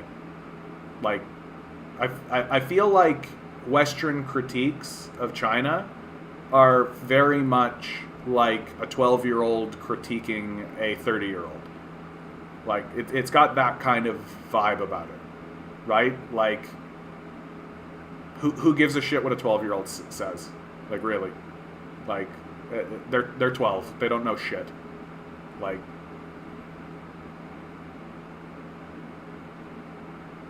yeah, there's literally protests over the lockdown in Beijing happening right now. Yeah, and I mean, like, China can't... are those parties Marxist yet? Not two-stagers? I mean, we could take a look at it. It's not like it's a secret, right? Like, there they are. Like, boom, there they are.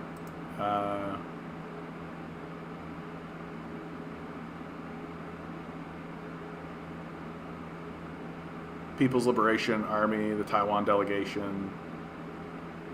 I don't have time to do this right now, but it is like right here. Here they are, right? So like the Chinese Democratic League, one of the 8 legally recognized minor political parties, right?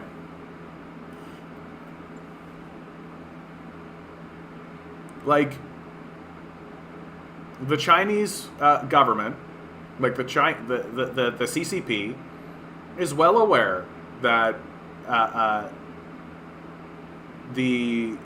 capitalist forces want to infect it and dismantle it from inside out, right? Yeah, the vast majority are the Chinese Communist Party. Yeah, and when we've done, and when Harvard did literally like an 18-year poll on the people of China, and found out that the reason why the majority party is the Chinese Communist Party is because they're popular. And obviously, like there's obvious reasons for why they should be popular, right? They've had massive success. Like I don't, and also I gotta be straight. Like I don't know how anyone would expect this narrative of like authoritarian, like iron grip, like terrorizing the populace. Like there's 1.6 billion people in China. If things were going badly, they could not control those people, right? Like this idea that what's happening in China is happening because of like the iron fist of the state coming down and clamping down in a totalitarian, authoritarian manner, destroying the people of China and creating a reign of terror. It's just childish. You couldn't do it. Like, the simple attempt of doing it would spark a revolution. Like, there's so many people that they have overwhelming numbers. Like, it doesn't work that way. It simply doesn't work that way, right? And if China was attempting to dominate and rule its people in the manner that we're talking about, then you would see all kinds of shit like you see here in the United States. You know, a place that does operate that way. Like, you would see like just the mass sparking, the mass shootings. You would see the mass violence. You would see huge protests. You would see bombing of city blocks and shit. Like, you'd see this kind of shit. But, like, you don't. And it's a miracle you don't. Right? It's a fucking miracle you don't. And honestly, it's because my opinion of China is that it's just more advanced culturally than we are. Right? Maybe it's not more advanced in terms of its infrastructure, which is the only thing we care about when we say developing world, right? But in terms of its like self-awareness, its consciousness, its ability to understand its place in the world, right? It's way more advanced than we are. By a lot. By a lot.